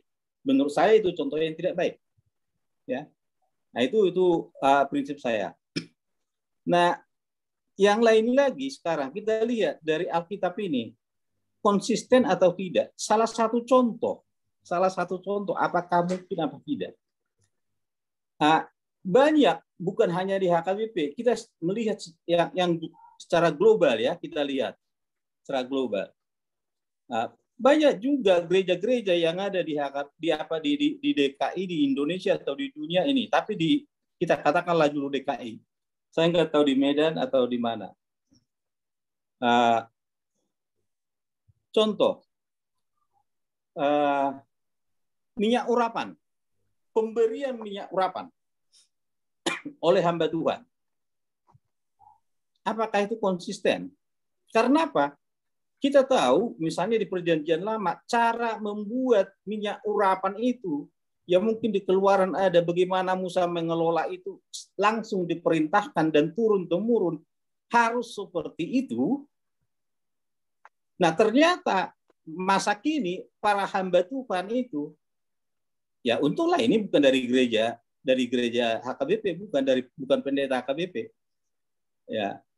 Yang mengatakan ada minyak urapan, beli minyak makan, minyak goreng atau bimoli, tumpangkan tangan, itu namanya minyak urapan. Apakah ini konsisten? Bagi saya tidak konsisten lagi itu. Nah, itu bisa kita lihat seperti itu sebagai jemaat. Kalau kita bisa lihat begitu, apakah kita harus menjadi jemaat di sana lagi? Karena banyak juga jemaat di situ yang dari Halak Batak yang pindahan dari HKBP. Jangan salah. Saya nggak usah sebut gerejanya apa. Nah, terus kita lihat masalah perpuluhan. Masalah perpuluhan. Zaman dulu perpuluhan itu karena Tuhan memang persepuluhan, bukan perpuluhan, persepuluhan. Karena Lewi tidak mempunyai bahagian tanah. Jadi supaya mereka hidup. Dan Lewi pun harus memelihara anak-anak yatim, piatu, janda, dan orang asing. Tidak semua. Dan banyak itu semua kelompoknya Lewi. Itu kan jutaan orang. Nah, kalau di Indonesia ini sekarang, di Jakarta ini, ada juga begitu, perpuluhan-perpuluhan. Tetapi yang memakan perpuluhan itu siapa? Pendeta dan keluarganya sendiri. Nah, apakah itu konsisten? Sebenarnya ini yang kita harus bisa lihat, harus dirombak secara konsistensi itu misalnya dari sisi lain, artinya dari sisi secara umum. Nah, kalaupun memang kita sudah tahu itu tidak konsisten, ya banyak juga halak kita yang masuk menjadi jemaatnya orang itu, yang pindahan dari HKBP lagi. Karena banyak juga jemaat HKBP yang pindah karena dibilang di HKBP kan nggak bertumbuh iman katanya. Tapi kalau di sana bertumbuh iman. Nah, itu urusan mereka. Nah, tetapi itu sebagai tugas kita sebetulnya sebagai jemaat yang mengatakan dan melihat bahwa itu tidak melakukan inkonsistensi. Mereka sudah melanggar peraturan, melanggar ini dan lain sebagainya. Nah, hal-hal seperti itu. Jadi, bagaimana bertumbuh iman katanya kan seperti di yang nomor 3 ini, pertumbuhan iman itu memang kita tahu udah pernah kita bahas mungkin beberapa waktu lalu. Apabila hamba Tuhan itu mengarahkan jemaatnya itu menuju dan mengetahui dan punya pengharapan dengan kerajaan surga, ya, dan juga kehidupan yang kekal, saya yakin akan bertumbuh imannya. Dan kita harapkan tadi para pendeta atau hamba-hamba Tuhan yang ada di gereja kita itu memperlakukan semua umatnya itu sama, equal, ya, tidak membeda-bedakan. Dan ada juga misalnya di gereja-gereja di tempat tertentu tahun ke tahun, ya, di luar pandemi ini ya, tahun berlalu tahun, mungkin pendeta resort itu nggak pernah injak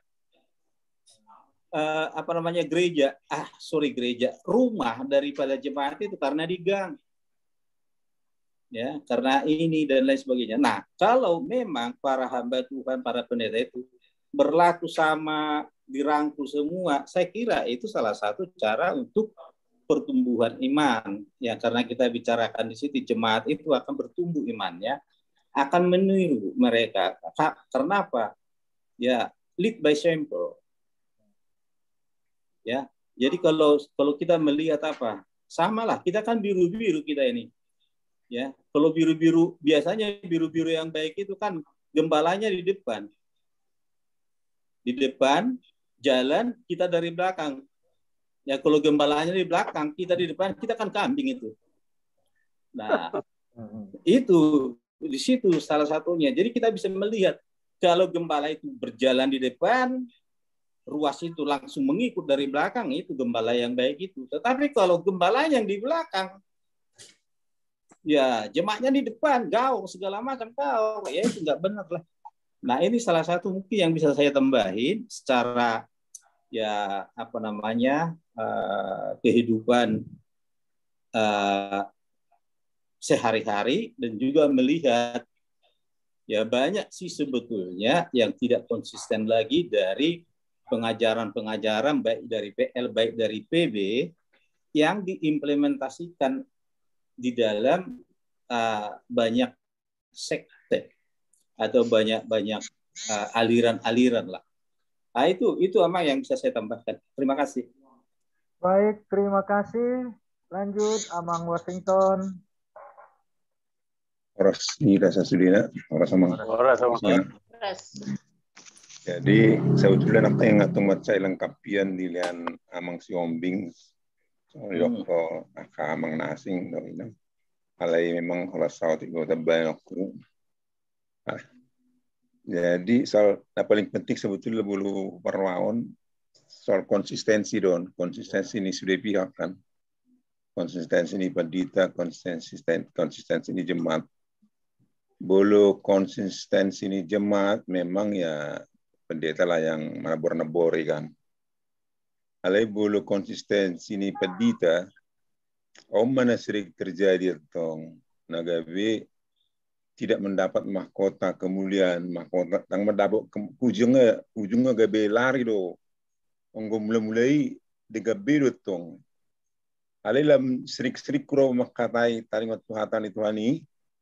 Gabedang merlapatan beatan itu kan, gabe menyimpang. Jadi berlaku dotong pendeta. Jadi yang mengerikan dong sebetulnya, sangat mengerikan ini. Iya. Dalam pengalaman saya juga banyak menjumpai pendeta yang akhirnya minta didoakan sama jemaatnya.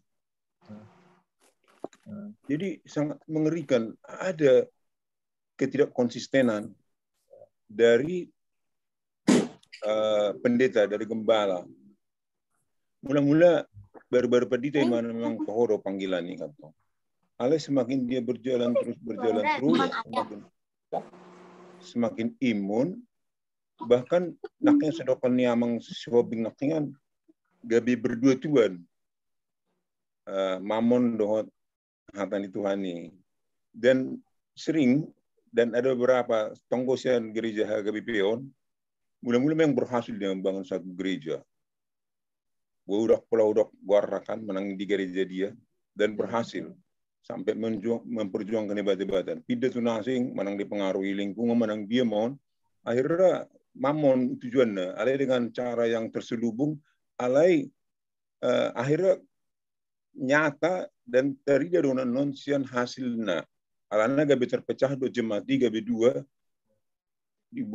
dipengaruhi mana do akana songonon asawang membelai mana alih karena gabi berpesama haun ruason gabi berbeda imon jale terus don didukung saya ada. Jadi memang akhirnya pada tahun memang jadi mana dokkan sebetulnya belum pada tahun macam itu belum mengurusi apa yang mengurusi nasi supaya konsisten dia seperti apa yang disebutkan oleh Rasul Paulus di 1 Timotius 3 barangkali ya, ada karakter dari hamba Tuhan.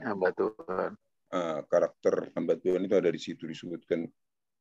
Nah, jadi sering ngontongon akhirnya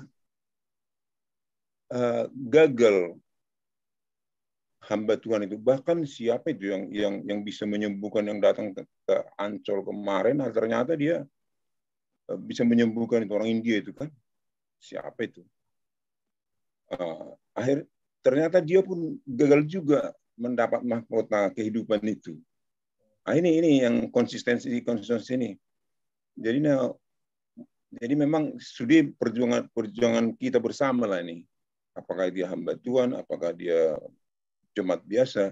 Tapi memang kita harus konsisten bahwa kita punya tujuan yang betul-betul harus kita capai.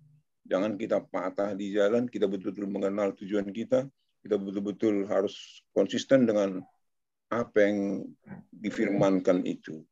Supaya kita ya jangan jadi batu sandungan, jangan jadi apa gitu. Orang ini mah bereng di jemaat amang gabi kesulitan. Dukonaknya taring waktu anaknya amang Jairudin taring waktu punya urapan. Jadi hubereng adunggu jemaat ona bilagi sa kagabi ala ingin hira hasil liduku dohaon nya urapan on boleh baini pitu boleh menjaga jabu boleh baini mungil itu apa sih ni tanah ponisan JGB ada nya urapan ini jadi kayak jimat ini jimat banyak kali orang HGBP yang imannya sangat entah seperti apa, bisa percaya sama ini bahwa boleh bayar ini kijang hijabu, boleh menjaga jabuna. Minyak urapa no. Jadi memang iman-iman seperti ini ya tanggung jawab pendeta lah ini. Kenapa sih? Kenapa jemaatnya bisa berpikiran seperti itu? Imam Iya. Jadi Terima kasih. Ada lagi satu contoh lah dulu, Amang ya. Saya kasih contoh lah dulu. Kan kita pandemi, ya kita tahulah semua pandemi. Kalaupun misalnya gereja menganggap pemasukan turun, ya pemasukan tentu dari jemaat dari mana, itu udah wajar lah, sangat wajar. Tidak ada gereja, belum ada sampai sekarang gereja yang saya dengar dalam masa pandemi ini surplus, nggak ada. Baik itu misalnya hatopan tu distrik tu pusat pasti menurun. Nah, kalau dulu dikatakan misalnya dikatakan itu kalau menurun kita juga akan mohonkan ke distrik dan juga ke pusat supaya diterima bahwa seperti itu, seperti ini supaya tidak lagi seperti yang dianggarkan semula gitu. Nah, lantas menjelang sekarang mau Natal, bentuk panitia Natal dan Tahun Baru dan lain sebagainya lah. Nah, dana Natal itu adalah X rupiah, tetapi plus dibuatlah menjadi plus ini minus setoran untuk menutupi kekurangan setoran yang ke distrik dan ke pusat. Itu kan tidak konsisten. Salah satu bentuk yang tidak konsisten. Ya, sehingga ruas itu pun akan memperbincangkan itu. Nah, waduh, akan pedito. Langsung begitu kan. Nah, waduh pedito. Daktu situ ada honon lah. Idokon puasa. Kita masih bisa memahami Sintua masih di bawah di bawah perintah dari pendeta. Ayang gonatuaris ada itu pun bermulu dak tolap sona nong dianggarkan alani pandemion babudo jalon na alai sonari basai popola ti pahonon na tu panitia atau tu biaya Natal. Jadi seolah-olah biaya Natal itu akan menjadi tinggi, aturannya misalnya hanya 100 juta akan bisa menjadi 450 juta karena itu tadi. Nah, ini salah satu hal-hal yang tidak konsisten yang bisa dilihat secara real di tengah-tengah jemaat itu. Ya, kurang lebih begitu. Memang salah satu contoh ya ketidakkonsistenan itu bisa terjadi tanpa kita sadari. Ya, itulah satu contoh real yang ada di kalangan kita saat ini. Ya, kurang lebih itu tambahannya, Mak. Oke, baik, Amang Inang. Ya, dari apa yang kita sudah sampaikan ini, kita supaya kembali lagi kepada topik dari diskusi kita ya, bagaimana seorang hamba Tuhan itu dengan ketaatan akan panggilannya sebagai hamba Kristus, yang dia lakukan semata-mata adalah ya dan amin untuk memuliakan Allah. Nah, jadi ketika ada kepentingan-kepentingan lain, maka dia akan katakan sesuatu yang berbeda, ragu-ragu. Nah, jadi tidak berani katakan iya dan amin, walaupun ada resiko, terutama ketika ada resiko ya. Nah, jadi acap kali dari apa yang kita sampaikan, yang kita amati, dan juga pengalaman-pengalaman berjemaat, ketidakkonsistenan seorang hamba Tuhan adalah ketika bukan lagi untuk memuliakan Tuhan. Nah, jadi segala sesuatu yang tidak memuliakan Tuhan pasti akan membuat orang tidak akan konsisten. Tetapi kalau setiap apa yang dia lakukan untuk memuliakan Tuhan, apapun risiko dia akan tetap hadapi. Dia akan siap dengan segala risiko. Ya, Amang Enang, saya waktu minggu lalu di rapat pendeta HKBP Hatopan, memimpin PA ya, dan PA saya itu kebetulan juga dari satu Samuel ya, yang mengatakan bagaimana bangsa Israel meminta raja, tetapi justru permintaan mereka itu sebenarnya adalah sebuah pemberontakan melawan Tuhan ya. Jadi mereka mau menghindar dari Tuhan. Nah, tetapi Samuel diperintahkan Tuhan harus mengurapi, dan diurapinya lah Saul.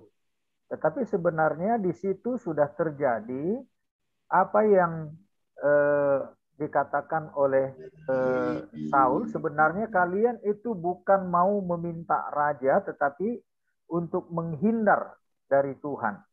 Nah, jadi saya juga membuat refleksi bagaimana sistem yang seringkali diberlakukan di gereja dengan cara-cara demokrasi itu sebenarnya adalah menghindar dari ketaatan kepada Tuhan. Nah, jadi ketika gereja hanya dengan suara orang banyak, ya belum tentu itu mendengarkan kepada Tuhan.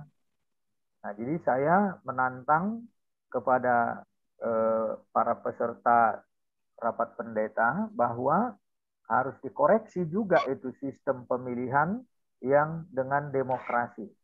Karena gereja itu sebagai tubuh Kristus, kepala harus Kristus. Nah, jadi harus tunduk hanya kepada satu, kepada Kristus, bukan kepada manusia. Nah, jadi sistem yang berlaku di tengah-tengah gereja dengan demokrasi juga itu menjadi sebuah apa sebenarnya sebuah godaan dilema, atau ya dilema yang akan membuat kepentingan manusia yang lebih unggul di situ. Nah, jadi saya tantang bahwa apa artinya seorang pendeta sebagai partohonan kalau bukan mau membawa orang kepada kehidupan kekal, ke sorga ya. Nah, jadi kalau ada kepentingan lain daripada itu, ya di situ akan tidak konsisten dia.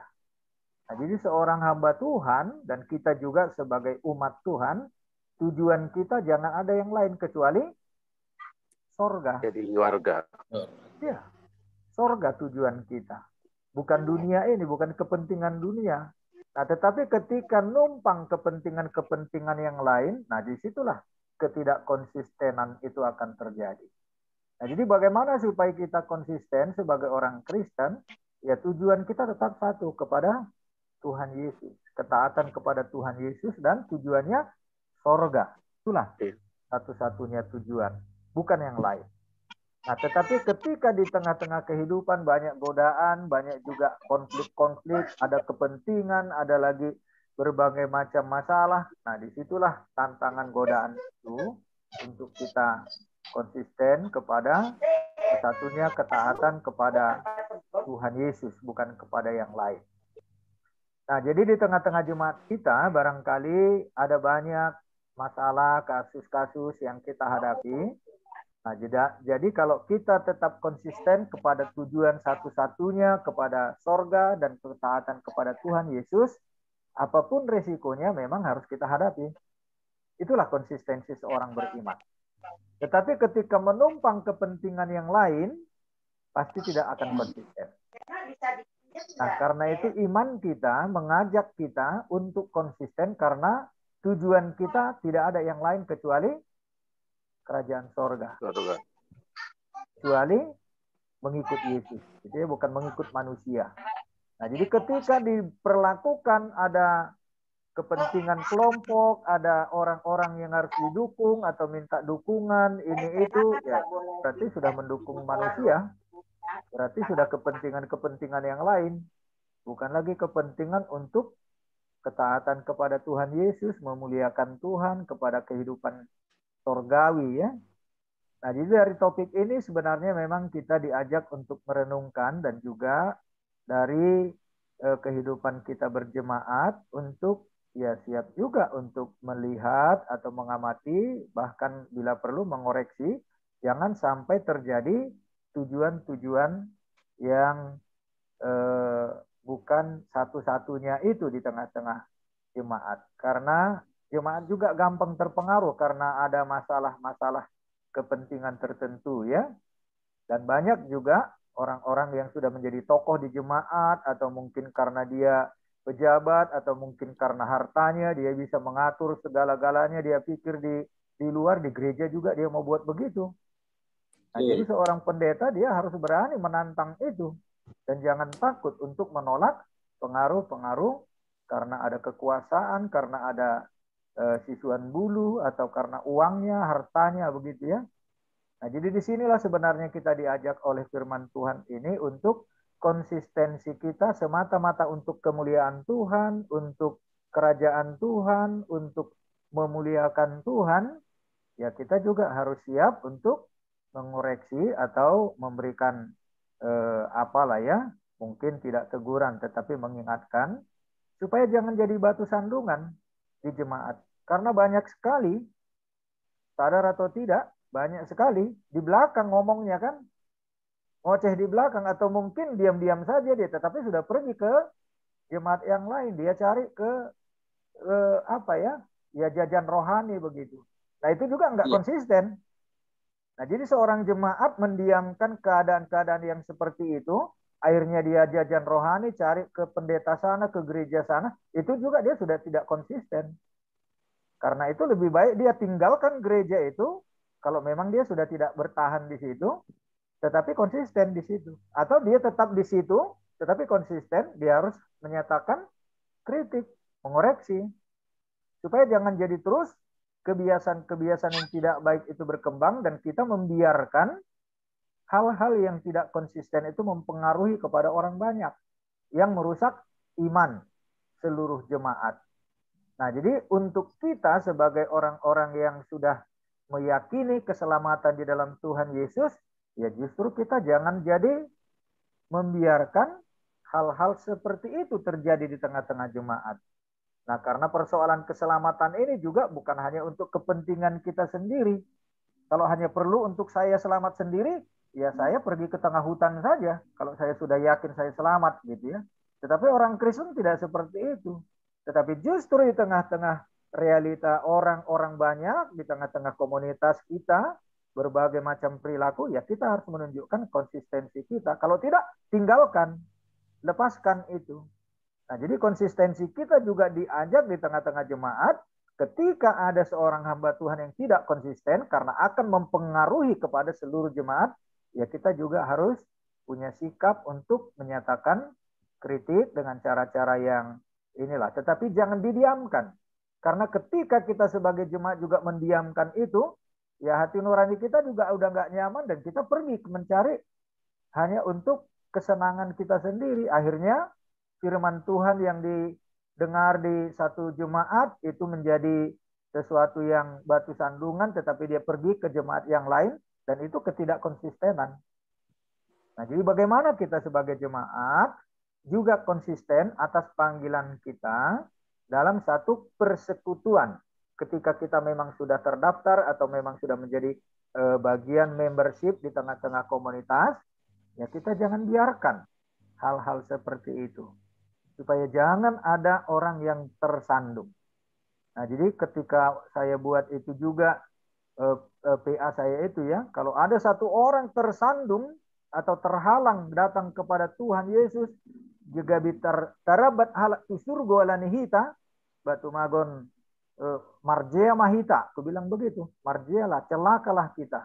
Nah, jadi seperti yang Tuhan Yesus katakan itu ya, kalau ada salah satu dari saudaraku yang kecil ini yang tersandung, ya lebih bagus diikatkan batu kilangan, ya lusung batu yang besar itu ya, turukungnya ke lehernya dan ditenggelamkan ke laut yang dalam. Nah, artinya kita juga orang yang sudah dewasa iman, jangan kita biarkan ketika terjadi hal-hal seperti itu, sehingga kita sendiri juga menjadi tidak konsisten dengan sikap iman kita. Tetapi ya memang yang paling berat adalah itu bagi kami hamba Tuhan, celakalah kalau memang jadi karena seorang hamba Tuhan tersandung jemaat. Apalagi sampai terjadi perpecahan ya, gontok-gontokan di jemaat hanya karena kepentingan duniawi. Nah, karena itu ya memang kita terpanggil sebagai orang-orang percaya yang sudah dewasa untuk tidak membiarkan inkonsistensi itu, baik di antara hamba-hamba Tuhan ataupun di antara warga jemaat, dan kita harus konsisten. Karena di mana kita sudah tercatat, terdaftar, ya disitulah kita harus bertumbuh bersama dan harus saling membangun. Ya, demikianlah Mang Inang. Kalau masih ada lagi, waktu kita masih bisa 10 menit. Ini pertanyaan dulu satu, Mang, kalau boleh. Silakan.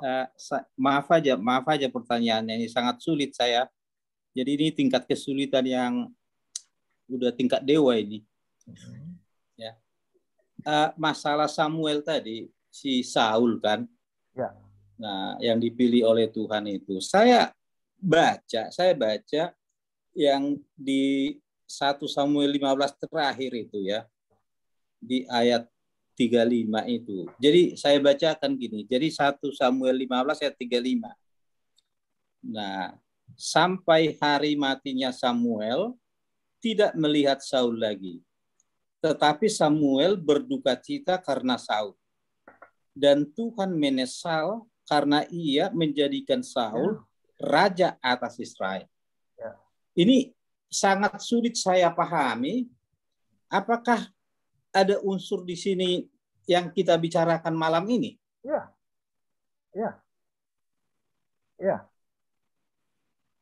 Jelas.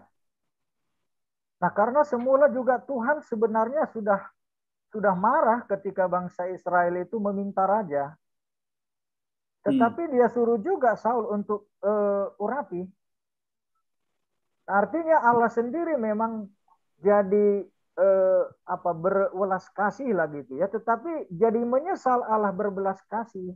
Karena Saul ternyata memang betul-betul membawa kehancuran kepada tokoh raja yang diharapkan oleh Tuhan sendiri.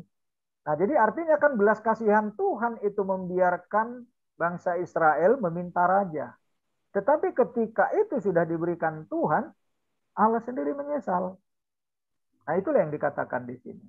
Nah, harusnya Allah tegas mengatakan tidak boleh. Tetapi dia suruh juga Samuel untuk mengurapi. Biarkanlah. Tetapi yang penting, nah disampaikan kepada bangsa Israel oleh Saul, Tuhan perintahkan supaya tetaplah berpegang kepada Tauratku dan taat hanya kepada Tuhan gitu. Dan itu nasihat si Saul disampaikan ya. Tetapi ternyata tidak. Nah karena itu sebenarnya ya Saul kan sebenarnya tadi tidak mau untuk mengurapi. Tetapi Tuhan suruh urapilah dibilang. Tetapi yang penting ingatkan seperti ini. Dan ternyata si Saul melanggar kan. Nah tetapi Allah tidak mau menarik mundur kembali karena memang sudah Allah setujui. Nah itulah maka diurapilah si Daud gantinya. Si Daud dan si Saul kan. Daud ya. Nah jadi artinya Allah tidak mau secara intervensi terus-menerus memaksakan kehendaknya kepada manusia. Yang penting apa yang memang sudah diminta oleh manusia, oleh umatnya itu tetap konsistensinya adalah taat kepada Tuhan. Nah itu juga kita bukan mau menolak salah satu sistem. Tetapi segala sistem apapun, satu yang tidak boleh, yang absolut itu yaitu harus taat kepada Tuhan. Nah jadi itu yang saya bilang juga di rapat pendeta kemarin itu. Ya kita kan berdemokrasi belum dewasa kita. Kita nggak siap berbeda pendapat kok. Demokrasi kita ya kita lah saling tahu bagaimana kita untuk cara kita memenangkan kepentingan kita. Ya segala sesuatu terjadi di situ kan. Yang paling mengerikan adalah habis energi hanya untuk memilih. Dan itu terjadi konflik. Dan banyak kebodohan, kepalsuan, kebohongan yang terjadi di situ kan. Ya nggak tahu lah bagaimana Amang Inang melihat ya pendeta-pendeta di jemaat kita untuk menjadi preses, untuk menjadi ini kan dia bohong semua jemaat itu dia tinggalkan itu kan. Bahkan mungkin dibuat dioto-otoi lagi uang perjalanan ini itu padahal untuk kepentingan politiknya itu. Nah, jadi artinya kita tidak siap berdemokrasi. Nah, setelah terpilih nanti ya terjadi balas budi, balas dendam kan. Kita tidak dewasa. Ya, bukan artinya demokrasi itu tidak baik, tetapi kita tidak dewasa. Sistem apapun yang kita lakukan silahkan, tetapi satu yang tidak boleh, yaitu harus taat kepada Tuhan. Allah. Jadi karena itu, Bukan sistemnya yang salah, tetapi manusianya. Tetapi sistem memang dipakai manusia untuk memperalat kepentingan-kepentingan. Nah, jadi sebenarnya Allah menyetujui si Saul bukan karena sistem itu yang salah. Tetapi memang hati umat itu sudah mau beralih dari Tuhan. Dan ternyata Allah menyesalkan. Tetapi Allah tidak mengembalikan lagi supaya sistem kepada hakim-hakim. Tetapi tetap raja itu. Tetapi ya banyak juga raja yang akhirnya menyesatkan. Iya. Nah, jadi yang Tuhan mau adalah sistem apapun silahkan. Allah mau, tetapi jangan meninggalkan Tuhan. Itulah yang diperintahkan oleh Tuhan. Ya, Pendeta Ningrum masih ada? Iya, Pung, saya ingin menanggapi. Kalau saya lihat Allah mau menunjukkan kepada umat manusia, inilah maksudnya inilah pilihan kalian. Ya. Maksudnya masuk Allah begitu, supaya maksudnya biar manusia lihat Saul itu bagaimana. Menurut saya begitu, Pung. Ya, ya. Nah, sebenarnya itu juga wujud dari kemarahan Tuhan ya. Ketika Saul itu dibiarkan, ya bahkan kan jadi apa ya, sesuatu yang sangat miris dan ironis lah kematian Saul itu. Sampai bunuh diri, raja yang diurapi oleh hamba Tuhan itu akhirnya mati bunuh diri kan. Nah, jadi itu juga menjadi peringatan kepada umat Israel, apa yang mereka minta itu justru sudah menjerumuskan mereka. Oke. Baik, Amang Inang, kita ya. boleh, masih ada?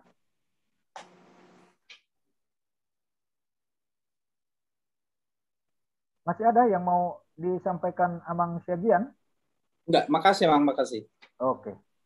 Baiklah Amang Inang, kita sudah bisa mengakhiri. Mari kita tutup di dalam doa. Bapa di dalam Yesus Kristus, kami mengucap syukur untuk malam hari ini kami boleh memperbincangkan firman-Mu sebagaimana pengalaman yang terjadi bagi hamba-Mu Rasul Paulus ketika dia harus berhadapan dengan jemaat dan kelompok-kelompok yang terjadi, sehingga apa yang dilakukan oleh hamba-Mu dengan menyurati mereka menyatakan ketaatan hanya kepada Kristus, dan itulah yang mengajarkan kepada kami agar kami tetap setia karena panggilan kami. Bapa di sorga, ketika kami juga berhadapan dengan berbagai kondisi dalam kehidupan sehari-hari, terkadang kami goyah dari ketaatan kami, dari konsistensi kami. Tetapi melalui firman-Mu ini, kami mau diingatkan kembali bahwa taatan kami untuk memuliakan Tuhan, untuk kerajaan Tuhan, tidak boleh terganggu dengan berbagai kondisi, situasi, dan kepentingan. Biarlah ini juga Tuhan mengingatkan kepada kami konsistensi kami ketika Tuhan juga sudah memilih kami menjadi umat-Mu juga di tengah-tengah komunitas jemaat. Supaya disitulah kami boleh saling mengingatkan dan jangan bertumbuh segala percekcokan, perselisihan karena ketidakkonsistenan setiap anak-anak Tuhan dan terutama hamba-Mu.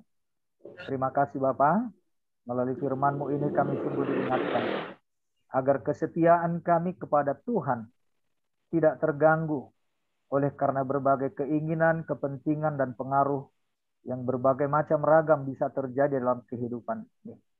Terpujilah Engkau, biarlah firman-Mu ini juga Engkau tanamkan dalam kehidupan kami, dan Engkau berkati berbuah dalam karakter kehidupan dan sikap kami sehari-hari. Terima kasih Bapa, dengarkanlah doa kami, juga di dalam doa yang telah Engkau ajarkan kepada kami. Kita bersama mengucapkan doa Bapa kami. Bapa kami yang di surga, dikuduskanlah nama-Mu, datanglah kerajaan-Mu, jadilah kehendak-Mu di bumi seperti di sorga. Berikanlah kami pada hari ini makanan kami yang secukupnya. Dan ampunilah kami akan kesalahan kami. Seperti kami juga mengampuni orang yang bersalah kepada kami. Dan janganlah membawa kami ke dalam pencobaan, tetapi lepaskanlah kami daripada yang jahat. Karena Engkau yang mempunyai kerajaan dan kuasa dan kemuliaan sampai selama-lamanya. Amin. Arahkanlah hatimu kepada Tuhan dan terimalah berkat Tuhan.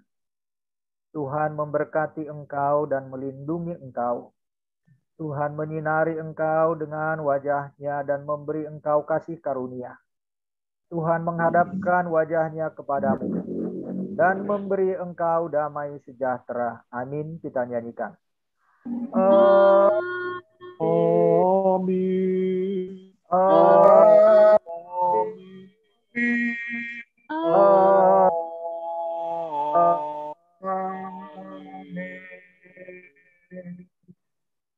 Hola, tema Pandita. Pas jam 9, 2 jam. Ya. Luar biasa. Ya. Bagaimana kabar Inang Murganda, Kak Mur? Sehat, Amang. Siap. Puji Tuhan. Shalom Inang semuanya. Rosalia. Sehat, Puji Tuhan. Inang Riyama Purba. Apa kabar Inang? Sehat-sehat. Inang Ana Mutiara. Inang Moy Nababan. Itoku Lido Panjaitan. Ya, Inang Evi makin sehat ya. Amin. Inang Edi, sehat-sehat kita. Inang Rosalia. Ya, Bung Devita. Ya, Pendeta Ningrum ada masih mau menyampaikan sesuatu? Ada, Pung. Apa kalau misalnya Amang Inang mau masuk dalam grup PA? Nomor HP. Iya, bisa silakan nomor HP-nya saya sebut nanti. Amang Inang bisa WA saya secara pribadi juga bisa. Iya. Jadi grup PA itu supaya kita bisa berbagi dari itu pintu ini kok kita ya. Untuk PA kita bisa membuat tanggapan atas pertanyaan-pertanyaan yang saya buat setiap pagi itu. Jadi itu menjadi wadah untuk kita berdiskusi Amang Inang ya. Ya, Mang. Oke, terima kasih untuk kebersamaan Ya, kita. Tuhan berkati Saya sebutkan nomor HP saya ya. Ya. 0822. WA-nya Pendeta Ningrum. Mungkin Amang Inang yang belum masuk supaya bisa dimasukkan ya. 0822. Ya, 0822 3895 Lanjut. 6243. Oke. Oke, 0822 3895 6243. Silakan Amang Inang jangan nomor Baik, saya. Amang Inang. Pribadi. Tuhan berkati, selamat malam, sehat-sehat ya. Sampai jumpa besok malam. Kita lanjutkan dengan doa. Salam sehat. Shalom, shalom, Shalom, sampai Tuhan bertemu. berkati.